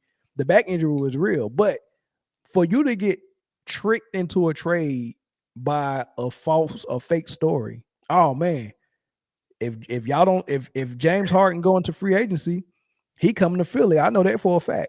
So y'all might as well trade him to me. I would have traded him anywhere but Philly. I'd have traded him as what's the farthest mileage away from Philly he can get. I would have sent him back to Houston for whatever I traded to get him. That's supposed to be like a number one rule. You do not trade into a rival. Yeah, Like that was that's going out the window. So, but to talk about what Ishbia said, I mean, and to piggyback off what Britne said, you pay for potential, right? You pay for what you think will work, right? So, in the beginning of this whole thing, Devin Booker and Kevin Durant, it's got to work. You add Bill, oh man, it's got to work, and it didn't. Okay, cool, but in the time of what this trio was 2 years or maybe 3, they did Booker and KD first, and then they got Bill after that first year. But this is the first year that since KD's been there that they didn't make the playoffs. So it's not entirely completely unsuccessful, right? They just didn't have enough to get over that hump. And then this year was just a bad year, whatever the case may be. Yeah. But the fact that Ishbia is still trying, they're going through. I mean, nobody wants to have. I seen a stat that in Devin Booker's time, he's had, I want to say, 7 different head coaches. Yeah, and the longest tenured one was Monty Williams. Every other coach was only there for a year, and that trend is continuing because Bud got fired a couple days ago. So then he's gonna have another head coach. Granted, if he stays, which he probably will, but Ishbia is okay. This didn't work. Boom. All right, we're on to the next one. We're on to the next one. I like the fact that he's still trying to find. Okay, I'm not sitting on this. We're not. No. I'm trying to figure out what works. And then they're already in talks about, hey, listen, maybe the Kevin Durant, Devin Booker experience didn't work. Maybe it's time to move on from that. What is going to get this? What's the right move at coach for them this year? Is a new young coach like Sam Cassell? I mean, he ain't young, but a first year coach. Would you go Sam Cassell, or like who exists out there that already got coaching experience that you would give a shot to if it ain't a new guy? Well, first, before I answer that, let me ask you this. Do you get a coach first before you start making player movement, or do you make player movement and then get the coach? I probably you get the coach first. Yeah. Okay. So now, because if you make all the player movements and then bring me in, and I'll be like, that ain't how I coach. Like I don't want to play 8 seconds or less, and you got an 8 seconds or less roster. Now that ain't how I like to go in the post. You get what I'm saying? So, I might not be a fit. Well, shout out to Sports T. She said she loves Sam Cassell. What's up, Dom? But you get the coach first for sure. So now that we got that, Sam Cassell, what are some other candidates available out there that you can see? I don't know. Who's the one that just got fired from the Nuggets? He's out there. Mike Malone. I wouldn't mess with Mike Malone. I think Mike Malone would be a very good fit to replace Pop in San Antonio. Okay. Yeah, Pop. Is he going? Yeah, because I think he coached under. I think he is part of the Popovich tree. He came from Mike Brown, Mike Malone. There's a lot of people that came from that Popovich tree. Didn't Mike Brown get fired from Sacramento? Oh yeah, I would go Mike Brown for sure. Mike Brown is a great coach. Go Mike Brown. Yeah. Dom says Steve Nash. Hey, you know what? They was hooping in Brooklyn. It just was the ownership was messing everything up. No, they was not. Well, Steve Nash just said, "Give KD the ball to get out the way." It almost won him a chip. When Steve Nash came out in the first round and had Bruce Brown playing center, I knew this. I said, "Nah, this. Come on, dog." Hey, Steve Nash almost got them boys a ring playing that style of basketball. Almost. Kevin Durant almost got them boys a ring. Oh yeah, you got to put the coach on it. You got to put the coach on it. Hey, they came up with that meme. They was like, I want somebody to love me how Steve Nash loved Kevin Durant because of that hug he hugged Kevin Durant after he hit that 3 against Milwaukee. I felt bad for Steve Nash for getting fired, man, because he didn't deserve that. But you had to manage that Kyrie Irving and Joe Tsai situation a little bit better, man. And freaking what was the GM name? Sean Marks, man, still to this day, dude, is on site. Man, listen. But I like Mike Brown. I like Mike Brown as a potential. I like Sam Cassell. Mike Brown, I'm not mad at either or. I'm a Sam Cassell. I wouldn't touch Mike Malone because we still don't know what was going on with that issue in Denver. Who else has got recently fired? Somebody else did, I think. Frank Vogel.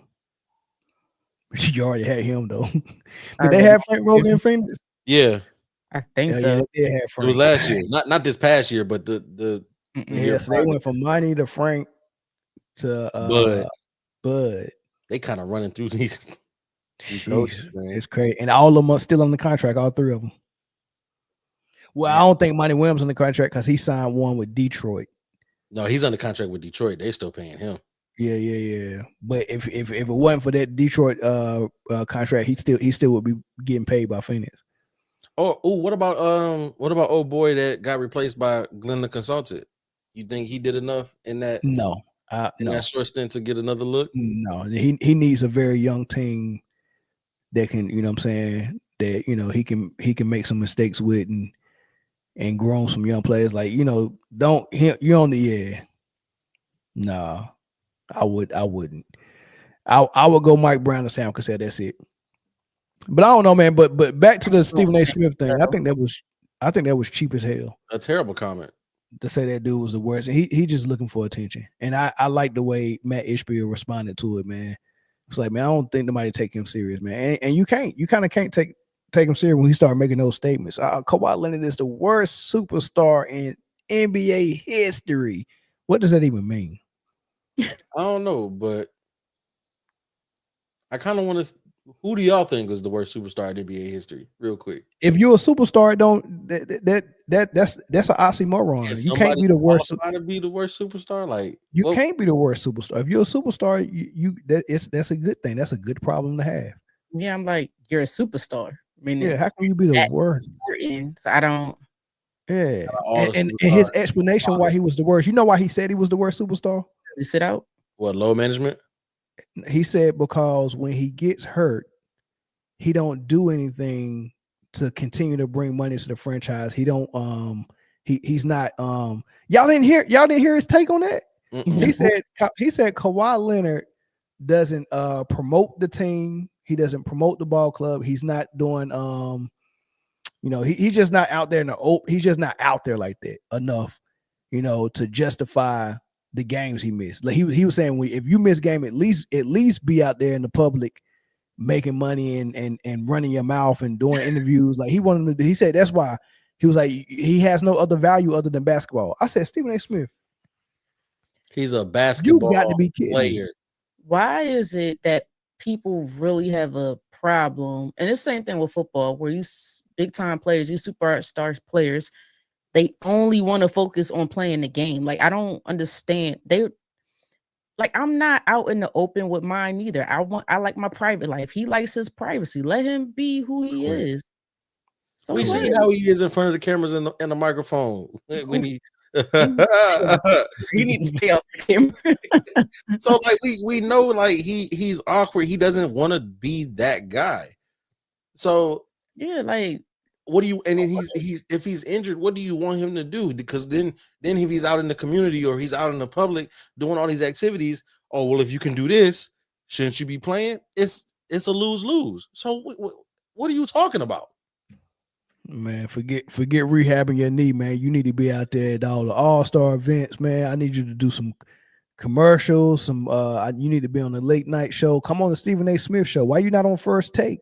Like, come on, get the heck out of here. Everybody ain't no show pony, man. He's not marketable. That's not for him to. He don't want that. That's for the organization and the NBA to determine who's willing to be marketable. And listen, I think that's still capped because his jerseys are still getting sold from his play. His jerseys he is on the court. So, like that's marketability. You know what I'm saying? People are buying Kawhi Leonard jerseys. People are still wearing Kawhi Leonard jerseys. They're wearing Clippers Kawhi jerseys. They're wearing Raptors Kawhi jerseys. They're wearing San Antonio Kawhi jerseys. They're buying Kawhi Leonard New Balance. Well, I haven't personally seen anybody rock the Kawhi New Balances, but there's money to be made there because he still has multiple signature shoes. It didn't stop at the first one. He has multiple. So somebody's still buying Kawhi shoes. Saying this man is not marketable is I don't understand. Y'all got to go back and listen to that clip, man. It was ridiculous. All right, man. But we look like we're making good time because we can spend about the last 20 minutes on this playoff bracket. We know Atlanta just got put out, so we know the Heat. With the whole East is straight, and we trying to figure out the West. Memphis is winning right now, 37-22. It's first quarter. It's only first quarter. Let's see what happens in the second half. Yeah, that's a fact. Well, let's do this. Let's pull up these brackets. Let's go 1-8 matchup. Well, as a matter of fact, let's go 1-8 as if Memphis is going to continue to finish his game out. But let's start in the East. I think everybody's healthy for the Cavs. So you got Mitchell, you got Mobley, you got Garland. They just got my man from Atlanta, Hunter, who's playing really good, man. I mean, their coach is doing phenomenal things. Their defense is on point. They score points. Like the Cavs they gonna be tough, man. They play really good. And they got the Heat, who I don't know anybody who can outcoach Spo in the East. Let me look. Maybe. I mean, I don't know if you can outcoach Spo. I mean, you might have a better team than him, and y'all might outplay them. But outcoaching Spo, yeah, I think Eric Spoelstra is one of the best coaches in the NBA. Yeah, we were talking about this before we came on the air. Like, you got to give Spo credit. You know what I'm saying? Like, you can't say that it was just LeBron and them when they won them rings. Like, Spo has showed you, like, I'm him when it comes to this coaching shit. Yeah. So with that being said, what's the possibilities that they make this series interesting and at least get 2 games? It's very possible. I think you can't count Spo out and make it like a sweep or a 5-game series. I think just the like you said, you know, the coaching prowess of Spoelstra gets you at least a game right there. Like he's gonna at least coach his way to 1 win, and then somehow, some way, these last few years, Miami finds a way to just make shit interesting. Like, they just be here. So I think just the sheer willpower gets them another. I think you can definitely get a 6-game series for sure. I think a gentleman sweep. I love the Heat.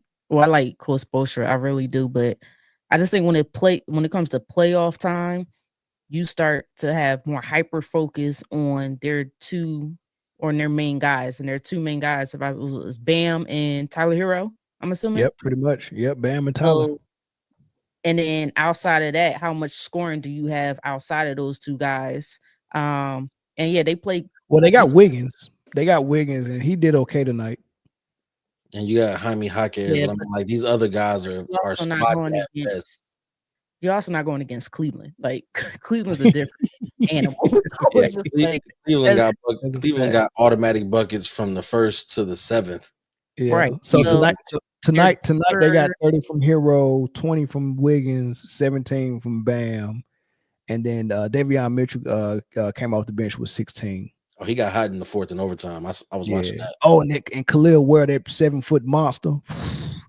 Khalil well, man. That's gonna be good to see him and Mobley battle it out.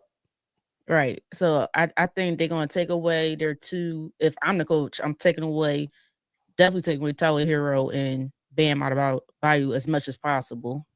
And then I'm gonna see if the other ones can beat me in that first game. That's the first strategy. Which is not hard if we're going by matchups. I mean, Evan Mobley and Jared Allen are going to pose issues defensively for Bam. Evan Mobley more for stepping out on the perimeter, and Jared Allen inside. So Bam is going to have a problem there. And then Darius Garland, Donovan Mitchell on Hero.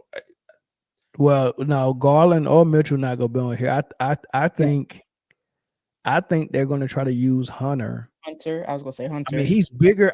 It's kind of hard for him to keep up with Hero. Hero's fast. He's quick, but you want some physicality on Hero. And I don't want someone like Mitchell. He can guard him, but I don't want him to get in foul trouble. He's not that great of a defender. And contesting Hero's shot is not. I mean, you can't use Garland or Mitchell to contest Hero's shot, and Hero's a jump shooter. Like I want him to have pressure before he get the ball. I want him to have pressure bringing the ball up if he ever bring it up, and I want all his shots to be contested. So I'm almost more comfortable putting a bigger guy on him like Hunter, who is a really good defender, and long. Even though he might give up something in the speed category. I think we'll have to deal with that part. I'm putting Hunter on Hero, and I almost rather let. Oh man, if they start in Davion Mitchell, of course that'd be Garland's matchup, and I probably would put Mitchell on Wiggins because they're not going to go to Wiggins that much. And that's how I would do it. I think Hunter will work well because although he might not be as quick, his length will help you. Correct. He's long as heck defensively. Yeah. So I think that's going to help you against one of those guard players. But me, I got the Cavs. They play defense. They can score. They're deeper. And I'm going to give the Heat one game. And Chris, you're giving them two? I'm giving them two. I think they still one of the first ones in Cleveland. And then they ain't still one in Cleveland. They ain't getting one in Cleveland. Period. I think they'll get one in Cleveland. They get one in Miami. They ain't get one in Cleveland.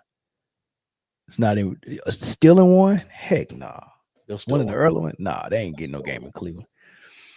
All right, the other 1-8 matchup, either Thunder Grizzlies or Thunder Mavs. Which team would get them more of a problem? Listen, Grizzlies, Mavericks, man down, Thunder and foe. Speaking of Lakers and 5. Lakers and 5. Lakers and 5. Lakers and 5. Lakers and 5. Lakers and 5. Lakers and 5. Lakers and 5. Lakers and 5. It don't matter. Divorce court, child support, Lou Dort. Lakers and 5. OKC, KFC, UFC. Lakers and 5. It doesn't matter. Chris Paul, Jake Paul, Logan Paul. Lakers and 5. Serge Ibaka, Chewbacca, Waka Flocka. Lakers and 5. Tyler Hero, superhero, guitar hero. Lakers and 5. You can have hard. You can have. Hey, Sway, the remix guy be doing some. He be coding some shit. He be coding some shit. Lakers and 5. It don't matter who get that AC. Thunder and foe. Thunder and foe. It don't matter. I think Grizzlies can get a game against them, and I think Dallas can get a game against them. Really? Yeah, I do. Cause I think the Thunder are the most fuck with team in the playoffs by the officiating. And I don't know if that's purposely or if they need to grow up a little bit, but I ain't never seen a team get fucked with this much in the playoffs in a while, man. Like, you know, a team that's a top team like that. Right. You know, the job they did on them against Dallas last year was diabolical. And it's very easy for them. Like, I just don't think the NBA is like on the Thunder like that. So I think they're vulnerable. I think they got to play uphill a little bit to win. And I think for that reason, the teams they should sweep, they probably wouldn't. They go give a game up. So I think either one of those, Mavericks or Grizzlies, getting it. I think Mavs would get 1 game. I think the Grizzlies would get 2 games. I just real quick before we continue, I just want y'all to see how ridiculous this is. This play-in. The Grizzlies are 9 games better than the Mavericks record-wise. And they're fighting for the last seed. Make that make sense. They giving them boys a shot, baby. Golly, that is crazy. They're 9 games better. That's embarrassing. Yeah. I'm Go with ahead, you. John. I'm with you, Mel, with that, but I think if they allow them to play straight up and how they should, if it's purely basketball, how it should be called, I think Grizzlies kill. I'm with Chris. I think in 4. Yeah. I don't see it. And don't even I don't even know if AD is gonna make it, but I think if AD and Kyrie was still together with Klay Thompson, we might be talking. Scary. And I think we're talking about a whole different conversation. Oh, if Kyrie is there, Scary. absolutely there's a conversation. They about would Right. be scary. I know he's Scary. older, but Kyrie can. Well, let me make sure I use the right words here. He can still cook. There we go. Yeah, facts. That's crazy shit. I was. You know what's funny, Chris? You said that about the Mavs being 9 games under the Grizzlies. Look at the Heat. They worse than the Mavs. Jeez. Hey, what I say last week? I said the Lakers, Warriors, Heat, and Bulls, and actually Atlanta too, are the only teams that have benefited from the play-in existing. They've been in there every year of the play-in's existence. It's that tournament. And if you give them a shot, they always go get in too. I can't believe them boys in there again with 37 games. They have no business being in the playoffs, man. Every number 8 seed that lose should be pissed. The play-in is crazy. But right now, I don't see any of these teams slowing down SGA. Like I tear. NBA slow him down. If this man get this MVP, boy, these people, it's gonna be some folks that's mad. I'm correct. Yeah. I'm correct that then. Any player, defender.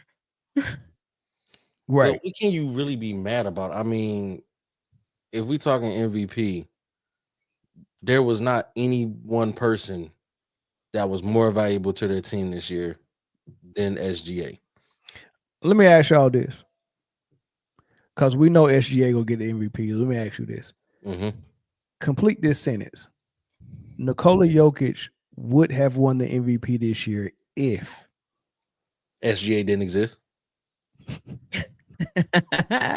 All right, SGA does exist, and he does the same exact thing. What could Jokic have done in order for him to be the better candidate this year?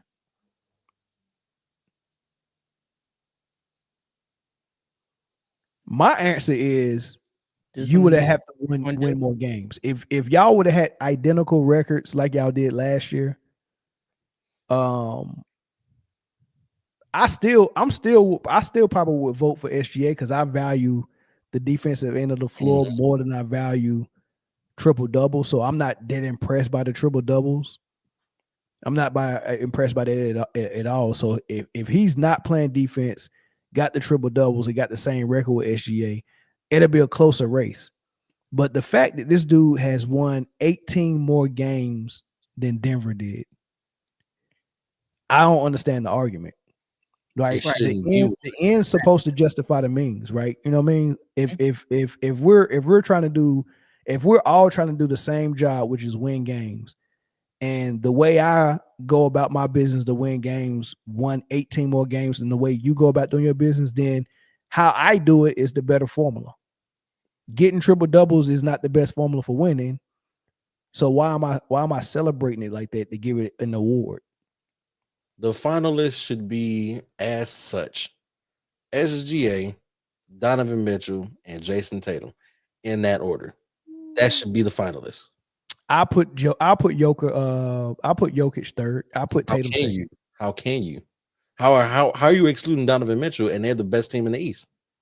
Because Donovan Mitchell he didn't have a phenomenal season. Yes, his team won a lot of games, but SGA won a lot of games and had a phenomenal season. Donovan Mitchell had a all-star level season, but it wasn't phenomenal. It wasn't extraordinary. But he still had team success. Correct. So so remember the graphic. Are we saying Jokic had a phenomenal season? Let's pull the graphic up. Offensive value, defensive value, team success. Right now, Mitchell has the team success, but his offensive value is less than what it was than Jokic, Tatum, and SGA. His defensive value was less as well. Like less than Jokic? Not less than Jokic, no. Oh, but less than SGA and Tatum. Okay. So if you only got one out of the three parts of the triangulation, Jokic at least had You can't say two. But all four, yes, I can, I'm because not all giving you four, team success if you're the fourth seed. it's still team success. Remember we talked it's about not as this. successful as the other guys. We talked about this maybe last season. Anybody outside the top three seeds of either team, either conference, is not getting any looks for MVP. That they won't be getting heavy consideration, but I'm going to consider the guys whose teams is more successful. But the prereq for you to even get looked at is having a phenomenal season. And Donovan Mitchell is only in the discussion because his team had a phenomenal year, but he didn't. Like right now, if the Cavs had won the same amount of games as Denver, would Mitchell be in the MVP conversation for you? Say that one more time. If Denver and Cleveland had the same identical record of 64 wins or 48 wins, 50 something or 50 wins. Yeah. Would you have Mitchell in the MVP conversation? What's the seed? Would they still be the first seed? Fourth seed. They both the fourth seed. And who's the first? No, Second? so he's on. So Mitchell is only in the conversation because of team success. He don't have the offensive value or the defensive value. At least Jokic got the offensive value. So that's why I give him the nod over Mitchell. Mitchell will be getting my fourth place votes. No, as a matter of fact, I'm lying. It would be SGA, Tatum, Jokic, and then Giannis at 4, and then Mitchell at 5.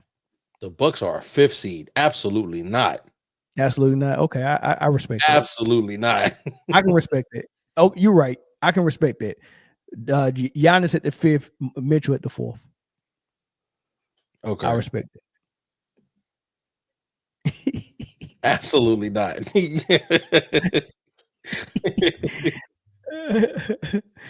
Oh man. All right. 4-5 seed on the West. Nuggets, Clippers. Clippers Y'all are was shocked. That's a damn good series. Bro, if everybody stay healthy, Clippers. The Nuggets going home in 5. Clippers are on a tear. You know what, Mel? As a matter of fact, you know what? I'm not mad at that because I think, with the coach firing, they're trending backwards, and the LA is trending forward with a head of steam. Yeah, they are. This season winning 8 straight. I mean, it don't really get much hotter than that going into the playoffs. And good luck with that new coach trying to outcoach Ty Lue. Shout out to Ty Lue. People say he was just a stand-in. Like, dude can coach. Oh yeah, for sure. Dude can good coach. luck with that. The Clippers, yo, the Clippers about to surprise some people this year. I'm telling you right now. Only way this series goes 7 or it goes with a Nuggets win is if Jokic gets the favor of the league. But I think that ship has sailed. I think that series is going to be called closer down the middle than probably most other series in the first round. I think that'll probably be the fairest called series in the first round. You think Harden will do his usual disappearing act in the playoff? Nah, Like who shows up other than Kawhi on the Clippers? Who's gonna show up? I mean, Zubac's been their third guy, but they got pieces on top of pieces, man. They got Chris Dunn coming off the bench. He's a good defender, a big point guard. They got the helicopter Jones slasher coming off. I mean, they got all types of pieces, man. They got Is Batum on there? Batum's on there, right? nah, they ain't got him no more. I Oh, they think don't they have got let me look at their roster real quick. I think health takes them as far as they can go. They deep, y'all. I'm telling you. If they're healthy, they're a tough out for sure. Heck yeah, they tough. Oh, I forgot. Norman Powell almost made All-Stars. Norman Powell's out there. I'm gonna tell you how deep these. Oh, Batum is still on that team. Oh, I don't even be seeing him get down. Batum used to get a lot of playing time last year. He don't even get that much playing time no more.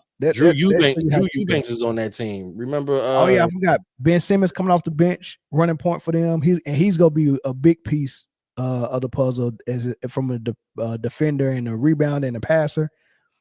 Shout out to Ben Simmons, man. He's gonna be big. They kept him healthy. Patty Mills is on that team. Patty Mills coming off the bench. He don't even get in the game.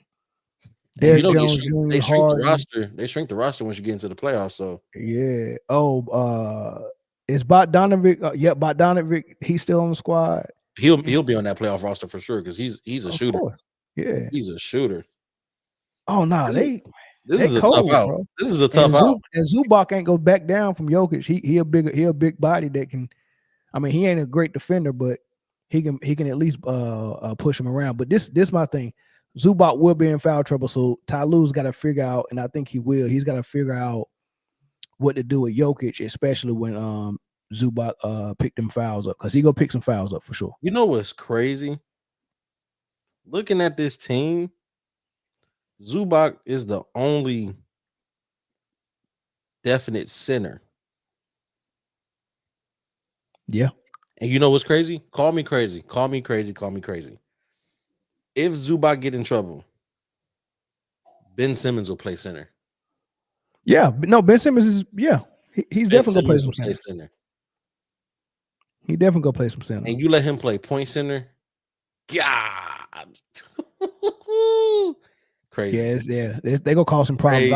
I like that. I like this series. I'm definitely not gonna miss no games on that Clippers Nuggets series. Give me Chris. I just sent you a clip of Ja Morant catching one off the rim with his chin above the rim when he caught it.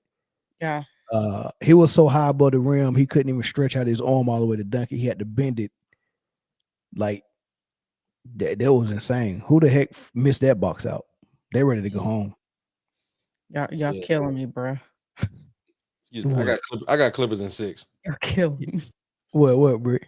Y'all glazing over Ben Simmons stop. Please just stop. God dang. Listen, let it go, Britne. God, go to therapy. It ain't got nothing to do with the Sixers. It has nothing to do with the Sixers. We're not glazing, but no, you're glazing. We're not glazing. We're not glazing. Yes, you are. No, we're not. God, they got Ben Simmons. Like, whoa, the minutes he gonna contribute. You'll be lucky if you get a bucket from him. You're gonna kill on defense. You gotta let that hate go. Look, there's no hate. I just watched this man forever. And when he went to the Nets, I wanted him to succeed. Like, I wanted him to overcome that situation. Fell off. And then Doc Rivers for that. And after the Nets, he went for what? What Doc Rivers say? Doc Rivers ain't do nothing to that man. Killed that man confidence. No, he killed his own confidence. But no. Y'all destroyed that man. Y'all ruined him. I'm gonna give but no, I think the biggest thing with this team was Kawhi came back. Like, once Kawhi came back, I think people don't give Kawhi enough credit a lot of times, which is crazy to me. Because the way he built his career, that dude is, when he's healthy, unstoppable. If it wasn't for the injuries, he would be the best player in the league right now. I agree. I wholeheartedly. He would be the best player, man. He's just too good, man. He's mastered the game, and there's not a lot of players that has mastered it. Like, I don't even think KD has mastered. KD has mastered it. All right, it seemed like KD has mastered the game, but he's not playing it right. Right, you know, he fought. I think his jump shot. No, is I'm, just, I'm no, because I'm nah. You Oh, know by the that's way, I got a Kevin Durant Funko Pop in the back. I just added that to my collection. But no, Oh. I'm genuinely wondering because I want to hear like your take about this. Yeah. So his jump shot is so good that he forgets the other stuff.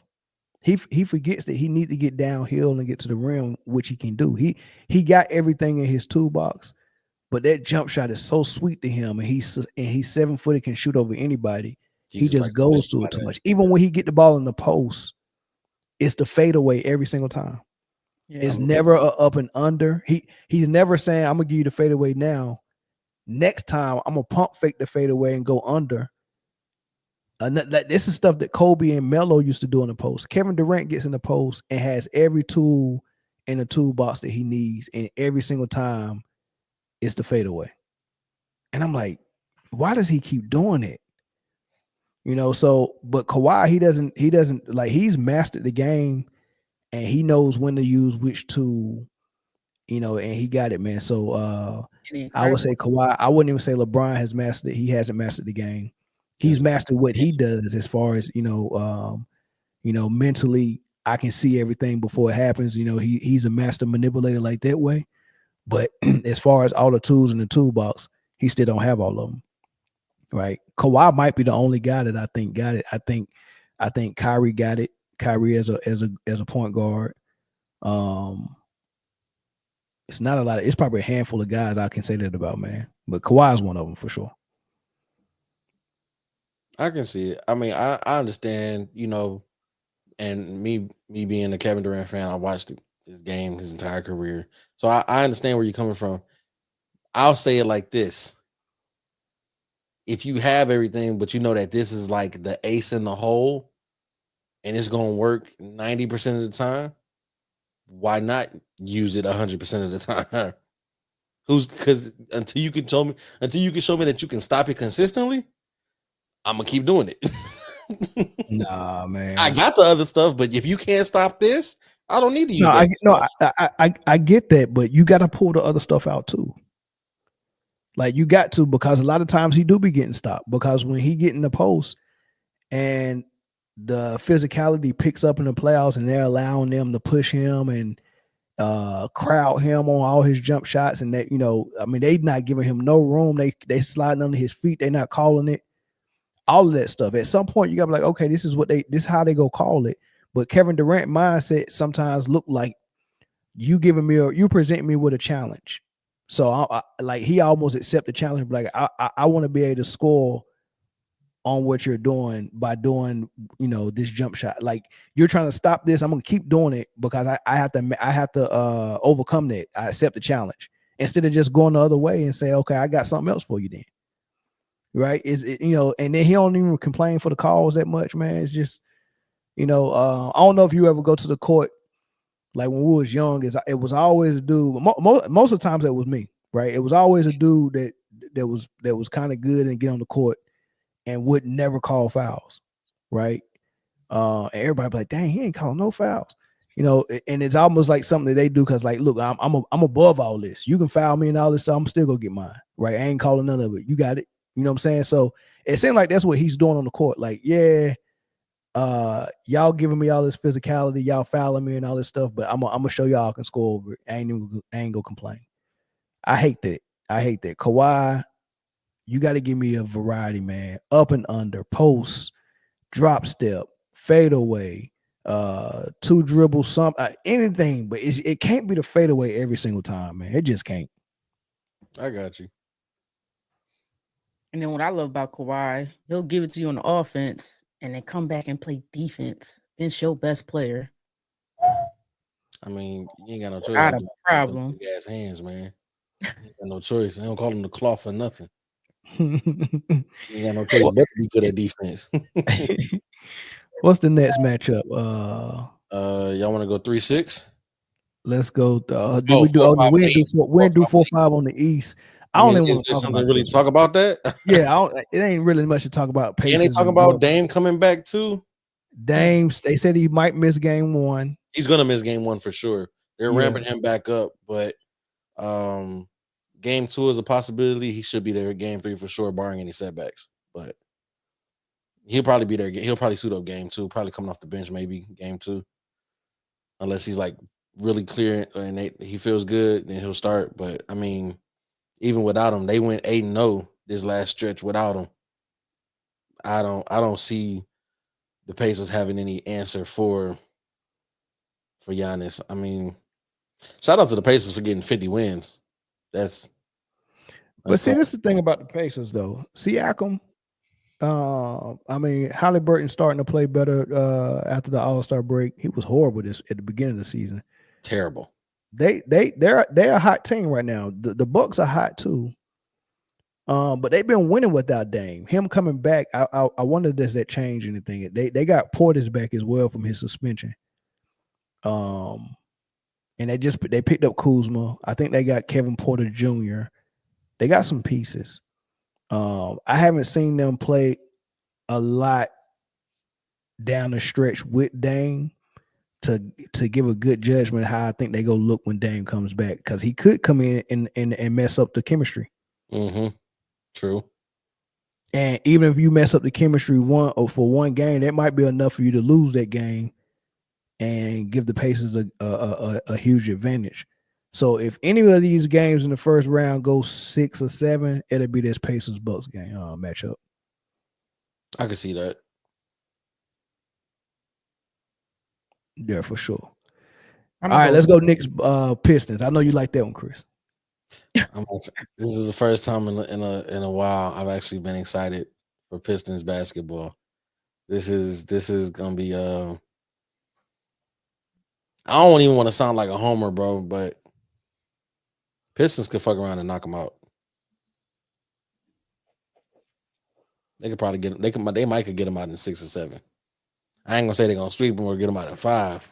It's gonna be a dogfight, but I think the way that JB Bigstaff got this team going, the chemistry that they got, Cage stepping up as a leader this season. I think he was second or third. He was third in the league in assists this year. So like he's really stepping into that facilitator role. All the guys are falling in line behind him. They're buying into the system. You know what I'm saying? We're getting back to gritty basketball up there in Detroit. The Knicks are tough, but somebody gonna get in a fight. 100%. This is gonna be a fight right here. This is gonna look like 90s. That's enough. This is another matchup I'm watching every game. I'm watching the Nuggets Clippers, and I'm definitely watching the Pistons Knicks. You definitely get some 90s basketball. Isaiah Stewart. They call that man Beef Stew. But if there's anybody who can stop the Knicks from advancing, it's the Knicks. So the Knicks would be the only ones that get in their own way. I think Nick will eventually nick. Yeah, if Karl Anthony Towns decides to just take some games off, it'll be over. If JB gets hurt, it'll be over. But if it's everybody, makes it to the end of the series, I think it could go. This is one that could go 6 or 7 for sure. And Pistons could probably pull out the upset. I'm going with the upset. I'm taking the Pistons. Yeah, I'm going with them easy. I want the Pistons to win. That's all I'm gonna say. I want the Pistons to win. I'm not sure if they will, but I would definitely want the Pistons to win on this one.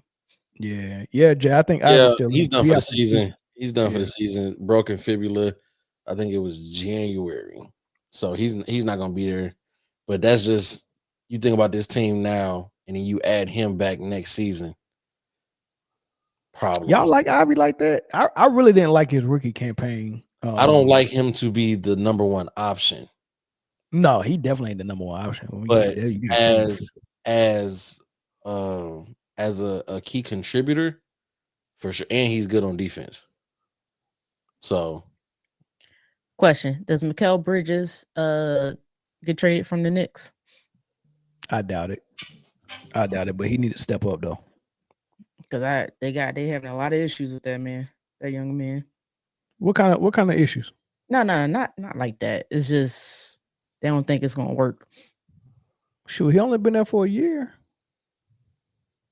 Well, not even a year. Mm-hmm. Well, no, yeah, because that was an off-season trade, right? Yeah, this is his first year. Yeah.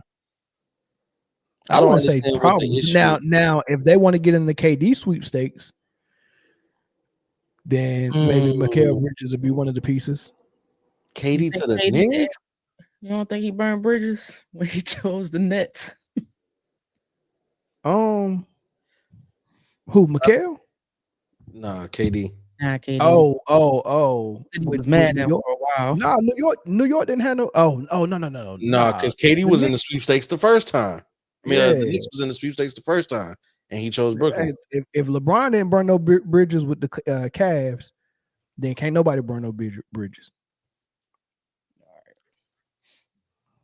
Well, I definitely hope that doesn't happen. Do they even have money for him? Well, Kevin Durant. Doubt it. Because that second apron, nobody's trying to tap into that second apron. Nah, not at all. That junk scaring people. I mean, it's making people do Luka type trades. Right. They scared of that junk, man. All right, so we all got the Pistons beating the Knicks in the first round. T Wolves. Now that's gonna be something. I'm else choosing. right there. Which one? Nope. I'm taking the Lakers. And I'm not even taking the Lakers. I'm taking Vegas and the NBA. They're not the Lakers is not losing the first round. I can guarantee you that. Yeah, they're not gonna let them Lakers lose in the first round. I don't care what happens in the first round. I don't care how many points Ant-Man score. Lakers in 5. Right. And especially with this whole political campaign that LeBron James and Rick Paul is going on right now.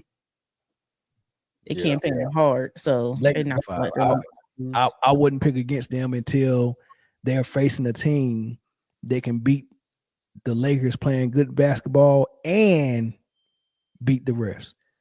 You know, you have to do both. You have to beat the team and the refs. And I don't think I don't think nobody in the West can do it except for the Thunder, Clippers, Warriors.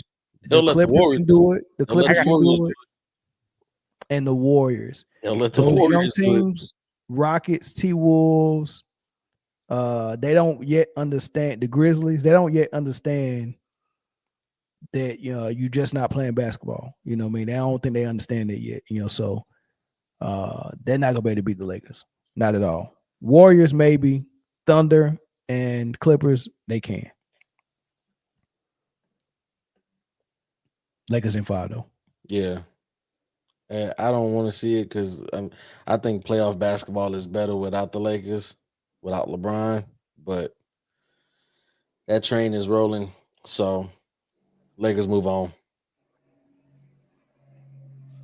All right. And same thing with the Rockets. I feel bad for the Rockets. Oh yeah. The Lakers and the Warriors will advance by any means necessary. It don't matter which team was in there. Even if the Thunder was facing the Warriors or the Lakers in the first round, it would be hard for me to pick the Thunder. There's no chance that the Lakers or the Warriors lose in the first round. It's just no chance. They said that this is only the second time in history that a 7 seed has been favored to beat the 2 seed. Yeah, that's crazy. I mean, they're only 4 games better though. Yeah. You know what I mean? So, and I don't know if y'all watched that playing game, the Warriors and the Grizzlies, but my goodness. What's the score? Oh, no, I'm talking about the Warriors and Grizzlies game. Oh. To get to 7 seed. Steph and Jimmy were on another level. I think that was their best game. I mean, Jimmy shot about 15 free throws though. Hey, listen, free throw merchant. He know his job. Yeah. He was also hitting field goals. Like he was a bucket. Yeah. So yeah, I think it'll be a better series than what everybody thinks it'd be, but Warriors is coming out of that probably in 6. Oh, for sure. Warriors coming out of that one. We even gonna talk about this 2-7 in the East. Celtics in 5. Are you being nice? I hate this for P5, man. And I think the Magic are steadily getting they had a lot of injuries this season, which is what kind of dropped them down to being a play-in team. But they're on the right track. They'll be a top 4 team before long, but not this year. Celtics maybe in a sweep. Now I think I'm going with 5. I think they're going Celtics always usually play around with that one game. Every year they always let up on that one game. So I'm gonna go with 5. Yeah, they do take their foot off the gas sometimes. Mm-hmm. Playing with their food, gonna fuck around and get them But- starved. And then they But this gonna be good for Banchero because you're facing a team that's definitely going to be on TV and it's definitely going to be high visibility. So a lot of people that's not familiar with P5, they about to get familiar with him if he can show out like he should. That's what I'm excited about. But the last thing we're gonna do before we end it, y'all, we got to get into the awards. And let's just do Coach of the Year, Defensive Player of the Year, and MVP. Okay. I can care less about Rookie of the Year and Executive of the Year, Sixth Man of the Year. I don't care about none of that shit. Clutch Player of the Year. I don't want to do none of that. MVP, Coach of the Year, Defensive Player of the Year. Well, my MVP is SGA. I mean, without a doubt. There's no other candidate can hold a candle to what SGA did this season. SGA covered our entire triangle with room to spare. So SGA for MVP for me. Is it close? Not even. Just because the wins? No, like as a player, what he did for his team, the offensive production, what he is on defense, and the team success. This is about as close as the amount of hair me and you have. Close. But they say this is a historic year for Jokic, and he's top 3 in like 5 different categories: top 3 in steals, top 3 in scoring, top 3 in rebounding, top 3 in assists. Right? Not top 3 in wins, but they saying team wins don't matter. They saying defense don't matter, and they saying he got 2 steals, so that covers the whole defense. Let me tell you something about 2 steals a game. That's a turnover that you might have not forced it. I mean, put it this way: there's no one that's game planning for Denver Nuggets, and when they're watching the film, they're saying we have to run this play on the other side of Jokic because he's such a thief, or don't dribble the ball around Jokic because he's going to swipe it. Right? Like when you talk about Gary Payton, you got to be careful with the ball. That's somebody you scared of defensively, right? If you're drawing up a play, I probably ain't gonna draw it up for the guy that Gary Payton is guarding, right? If I'm driving to the hole, right, and Mutombo's down there, I might fear that he might force me to pass the ball out. Those are defenders, whether you're on ball defending, whether you're shot blocking and protecting the rim, or whether you're a wing defender like Bruce Bowen, who is following the best player everywhere he goes and denying him the ball and playing great defense when he do get the ball. Those are great defenders, right? It's obvious they're great defenders. Now, the fact that they're using 1.8 steals to kind of say that Jokic is a good defender is really horrible. Like, we know no one is going to the rim afraid of Jokic shot blocking. We're not putting Jokic on the best wing player. We're putting Aaron Gordon on him. Sometimes we're even putting Aaron Gordon on the best point guard, like Steph, to guard him. So we're not using Jokic to shut nobody down. He's not protecting the rim, and he's not pressuring nobody full court and getting steals. So why are we using 1.8 steals to say that he's a great defender like SGA? I think that's insane. People just like looking at the numbers. Trying to justify their case. That's all that's doing. Yeah. Numbers don't tell the whole story. You got to see how those 2 steals was gotten. Watch the games. Watch the games. Watch the games. So for me, it's SGA, and it's not close. For me, point blank period, SGA. Yeah, it's unanimous out here on this panel. It's SGA. it's SGA and Tatum second. So this Right. Jokic thing, like, hey, You y'all want to can go have with the ladder? I looked at the ladder. You know what they got it right now? what is SGA, it? SGA, Jokic, and Giannis. Yeah, I saw it. Yeah. Well, this my thing. This historic run that y'all claim here, like this is the best season ever, is really What was not. historic about it? I'm still He was confused. because he was the first center to. I've never seen a historic milestone be specific to your position. He was the first center to average a triple double, not the first player, the first center to average a triple double. That made it historic. And then he was top 3 and 4 categories: rebounding, steals, assists, points. So that made it historic. Then they add on his own off numbers, which was a minus 19 or a difference of 19 when he was on the floor or off on the court or on the floor or off the floor. Right. So those things that they brag on, never talk about the team wins, never talk about defense. Right. Or they use the 2 steals to cover up the defense. Crazy. It's really nasty work. It really is. Disgusting. Just disregard wins. When did the MVP come about? Stats. They have to create the Offensive Player of the Year award so we can award guys like Jokic, who is doing a phenomenal statistical job. But the purpose of the game is for you to win. So everything has to be geared toward winning, not geared toward stats. If your end goal is stats, then you're wrong. Your end goal should be wins. So the fact that he's not getting the amount of wins that SGA is producing makes it kind of simple. Mm-hmm.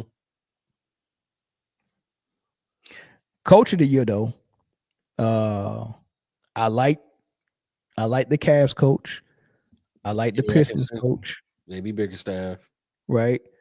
I like. Are we giving OKC's coach a nod? He got it last year, didn't he? And I mean, no, I don't think he did. Actually, I think Chris Finch got it last year. Who was Finch? Minnesota. He was the Minnesota coach. No, I think it was. Did Dagnall get it last year? I think so.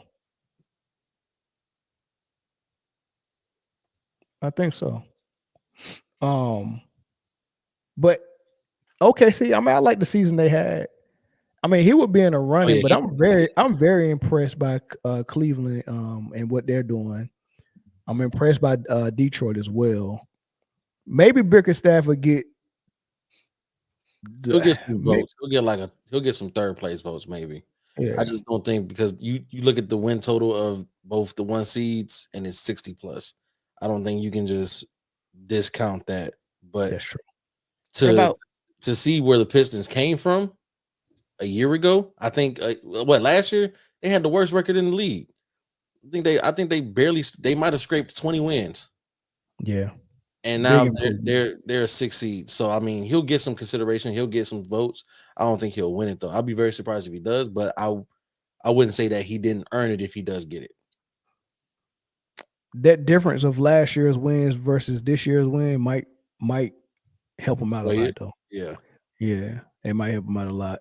And the fact that, I mean, 68 wins is big time for OKC. But what they get last year, 57. So 11 more wins. High 50s. I think they were like high 50s. Yeah, I think 57.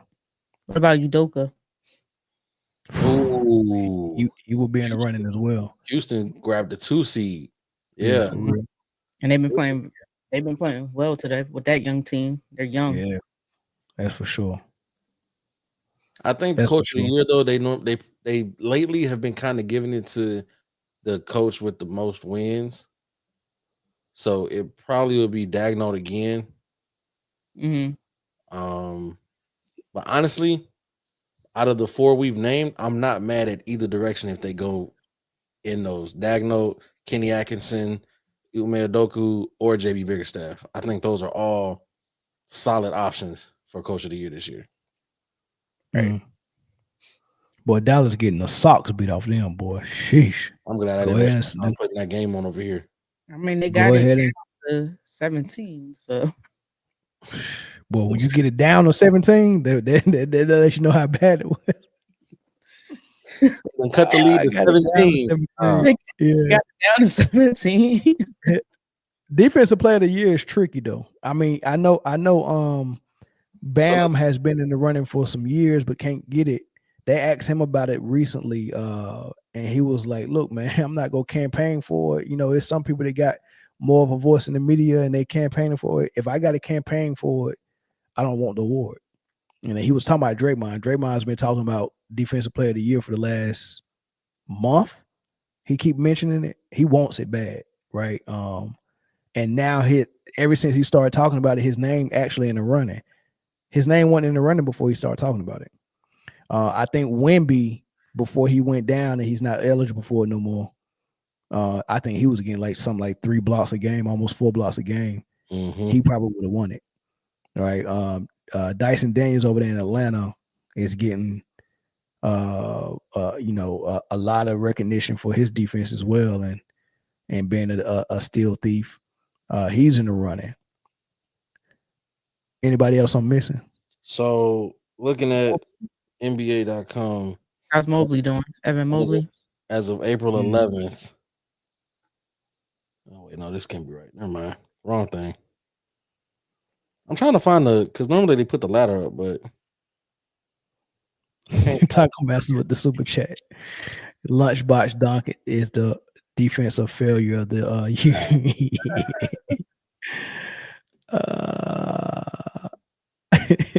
Taco stupid.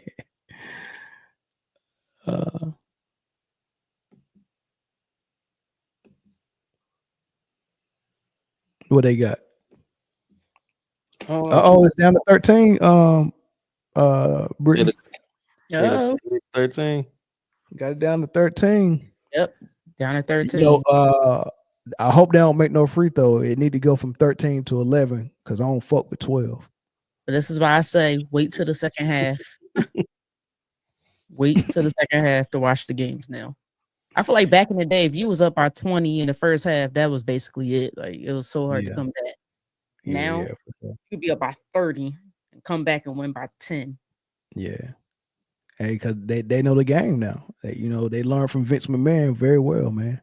When you see two big name wrestlers in a huge wrestling match, all the wrestlers got finishing moves, whether it's the rock bottom, the people's elbow, or whatever. You got some, I don't know all the moves, but people show up to see those things, man. The rock bottom is exciting, right? They show up to see that. So a good wrestling match between those two stars, because usually when someone do the rock bottom, is over, you pin them.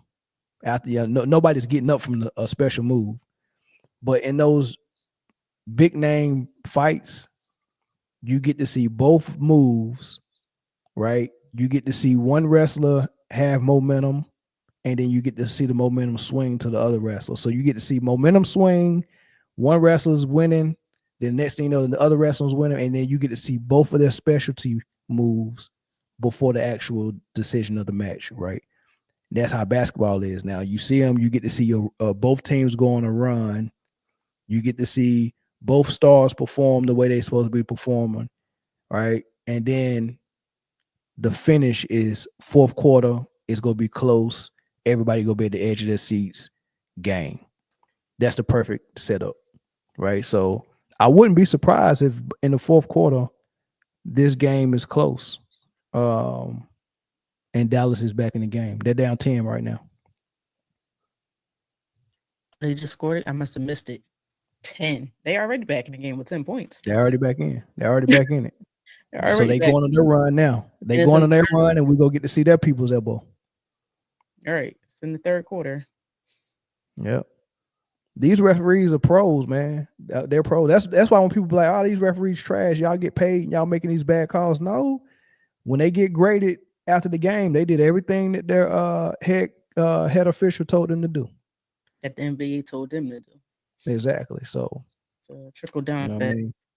But defensive player of the year, I wouldn't be mad if I seen it go Bam's way or Dyson Daniels' way, maybe even Jaren Jackson Jr. maybe, but not Draymond. They got him as the favorite on some Draymond? of these odds. Yeah, Draymond? as the favorite on some of these odds. This I man was just talked his looking way at into a daggone I award. quit. I quit. Talked his way into a daggone award, man. What? There ain't no daggone sense. Prior Yeah. to Jimmy Butler, they were not good. Not at all. Same with the Lakers. The Lakers and the Warriors was about to miss the playoffs this year. Right. That's what I'm like. And then they get Jimmy Butler. Now all of a sudden he's defensive player. You got to be kidding me. Stop it. Everybody's saying they believe the NBA is like the WWE too. He said the rest are the narrators of the book. Right. Yeah, simply hot takes. So I was And then they're absolutely in the right. 7th seed. Aren't the Warriors in the 7th seed? They're in the 7th seed, and they about to beat the dog piss out of the Rockets. Them boys ain't gonna know what hit them. The Rockets ain't gonna know what hit them, dog. I'm telling you. I feel bad for him. Bro, the Wilson's gonna be going. Jimmy Butler going to the line 10 times a game. They gonna have the magnet on for Steph. Everybody gonna be hitting threes. They gonna be letting Draymond play hockey. It's gonna be unreal out there, boy. What if we know it's not gonna happen, but what if somehow the Rockets pull it off? It's not possible. I'm just saying, It's just setting up. Then you just setting them up. If the Rockets get past the Warriors, then you just setting them up to get slaughtered by LA because of the whistle. So it's either you kill them now or you kill them later. Bro, look, Adam Silver did not bring the Warriors this far just to bring them this far. There's no way you make that Jimmy Butler trade happen just so they can go out in the first round. These boys are getting out of the first round. Like, go ahead. I'm telling you, go ahead and book it now. It's because the Lakers beat the Grizzlies. I mean, the Lakers beat the Timberwolves, and the Warriors beat the Rockets. They gonna meet in the second round. Somebody said Evan Mobley, Defensive Player of the Year. He's in the running. I saw his name in there. I think the names floating around is Draymond, Rudy, Dyson, Lou Dort, and Bam Adebayo. And Evan Mobley, yeah. So them the names that's floating around for the Player of the Year. Draymond's name in it. I need to be in it. What the heck? I think you gotta give Draymond his props, man. He playing some good D. Now, whoa, which D you talking about?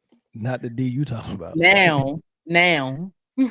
I'm gonna give it to Dyson Daniels. I like the 3 steals. I like the 3 steals a game. Like, that's tough.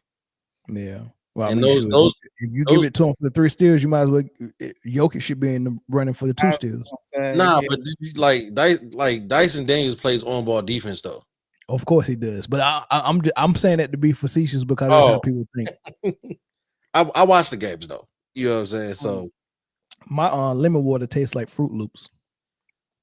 Is that a good thing or a bad thing? It's a good thing. Oh, okay. You ever tasted lemon Fruit Loops? You know all the Fruit Loops taste the same. They're not different flavors. They just color different. Not true. Very true. Okay. they all the same. They just color different. Well, I taste Fruit Loops when I drink my water. All right. Probably dropped the Jolly Rancher in there some. Oh. We gonna do Jolly Ranchers. But I like Dyson Daniels. I'm not mad at Lou Dort either though, because Lou Dort, we know what he is on defense. I just don't. I'm tired of seeing Rudy in there, and don't give Draymond no award because then that just gives him more fuel to open that donkey ass mouth and be saying. And he gonna use an award to get another max deal. Rudy's not in there this year. Huh? Rudy's not in it this year. Rudy is in it. Why? Why? Fourth time. I mean, why not? He's a 3-time Defensive Player of the Year. 4. That's a man. He joins the ranks of only is him, Ben Wallace, and I know Dwight got 3 or 2. Dwight got 2 or 3. Dwight got 3, I think. It was only 3 people that had 4. It was Rudy joined him when he got that 4th. Ben Wallace, and I want to say Dumbo? No. I got a feeling it's Hakeem. That's okay. Maybe it's Jokic.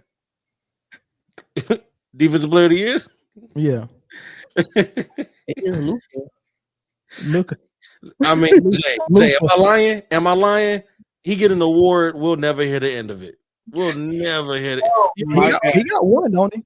He already talks about. Does he have a defense? I don't think he has a defensive player. No, he got one. No, he got one. Who? He can't possibly. What year? What year? Oh, Draymond. Look it up. Talking about Draymond. Yeah, Draymond got one. Draymond has at least one. Yeah. I thought she was telling me Luke, not Jokic. I was about to say, you know what? Nah, Jokic got one too. He got one that year. He got the MVP. Oh, Rudy, Ben Wallace, and Mutombo are the only ones with 4. So Rudy would be the first person to get 5 defensive player of the years.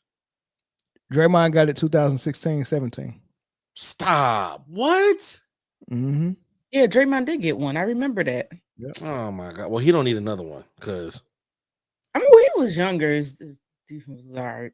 Nah, his defense still good. Yeah, I was like, I'm not going to knock defense back, especially back then. But it's not good enough to win an award this year. You know, I think Dyson. You know what I mean? But it is what it is. I mean, I support Bam, but for some reason, I guess Bam ain't talking enough. He should have been had one. Facts. He had 4 blocks tonight. Yeah, I don't know how they're not giving it to him. I don't like, man. So Jaren got one. I don't know if it was last year. No, it was last year. Was it last year? Year before last. Who did Gobert get it last year? No, Jaren got it last year. Jaren got it last year. Gobert got it the year before. Year before, yeah. I don't know if I'm really cool with Jaren being in the running like this for defensive. Like, maybe I'm not seeing it when I watch. He been too quiet for me this year. I haven't seen much of him show stopping on defense.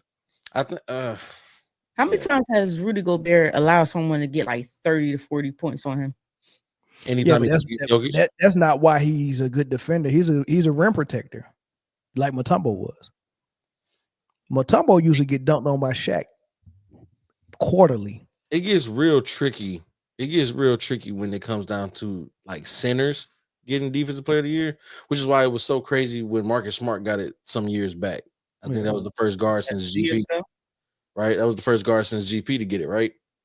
So like it gets tricky because, you know, centers, you just automatically think defense when you hear center, right? Well, at least you think shot blocking. At least. I mean, because how many defensive players a year did Mark Eaton get? He was averaging 4 blocks a game on a consistent basis. Mm-hmm. But it was Mark Eaton Eaton was like Greg Ostertag. Why do you always bring that name up? It was a few times Rudy got it. He shouldn't have got it. It was supposed to be the other guy. It's possible, yeah. Yeah, Mark Eaton got it twice, 84, 85, and 88, 89. This dude, he was in the running for it the year Jordan got it too. This dude was getting how many blocks a game this dude? Hey, this comment is killing me. Listen, this dude, the year he won his first defensive player of the year, guess how many blocks he was averaging? Who, Rudy? No, Mark Eaton. How much? 5.6. Oh God damn. There was nothing going on down there. He was averaging 5.6 blocks a game. Guess how many points he was averaging? 4, 5. 9.7. Defensive first team. So he's had games where he was averaging sometimes he was averaging more blocks than rebounds. I mean, one year he averaged 4 blocks and he only averaged 5 rebounds. Dude was averaging as a rookie 3.4 blocks, then 4.3, 5.6, 4.6, 4.1, 3.7, 3.8, 2.5, 2.4, 2.5. And his last year in the league, he averaged 1 block. Yeah. So what was his career average? It had to be like 3.5. Crazy. This comment is hilarious. He's like, Jaren Jackson needs to FedEx his DPOY to Anthony Davis. 80 cooked a mercy in the first round. All right, man. Let's go watch the rest of this fourth quarter, man. I appreciate y'all. I do, man. Is it a game now? It's a game now? Okay. They're only down 10 points. It's still in the third quarter. I just got the notification. Grizzlies' 25-point lead is cut to single digits. All right. I guess. Lord have mercy. I told you. Everybody gets their run. And then, you know, because look, if it's blowouts don't get watched all the way to the end of the fourth. So Yeah. if the refs have an obligation to at least keep it interesting enough for people don't turn their TV off. So whatever run a team has in the first quarter, you got to expect the team to get a run right after that in the second quarter or the third quarter. To make And it by the fourth quarter, it's going to be interesting enough that you got to watch the rest of the game. Yeah, you right, Horizon Vibes. You right. I ain't even mad at it. It was as funny as hell. All right, man. Thank y'all for tuning in, man. We'll see y'all on the next Full Panel Friday on Friday. And you'll see me live next week. I'm picking back up on my solo lives. I missed this week because I was working super hard. So I'll be back next week. I got some good stuff for y'all on the solo, and I got some stuff for the members. I gotta drop my new. I got about 50 more voicemails, and these voicemails are horrible. I'm talking about, man. Hey, the slave came back and roasted us. No. Oh, the slave is back, baby. The slave is back. He roasted it. I gotta put that together for y'all and drop it for the members, man. Y'all gonna love that, man. So I gotta tell me who that is. Oh, you know, remember the slave. You know. No, I don't. You know. You know who the slave is. He called everybody ugly. You know what I mean? Said we was coons and all types of stuff, man. He called somebody a light skinned possum. I mean, just he roasted everybody.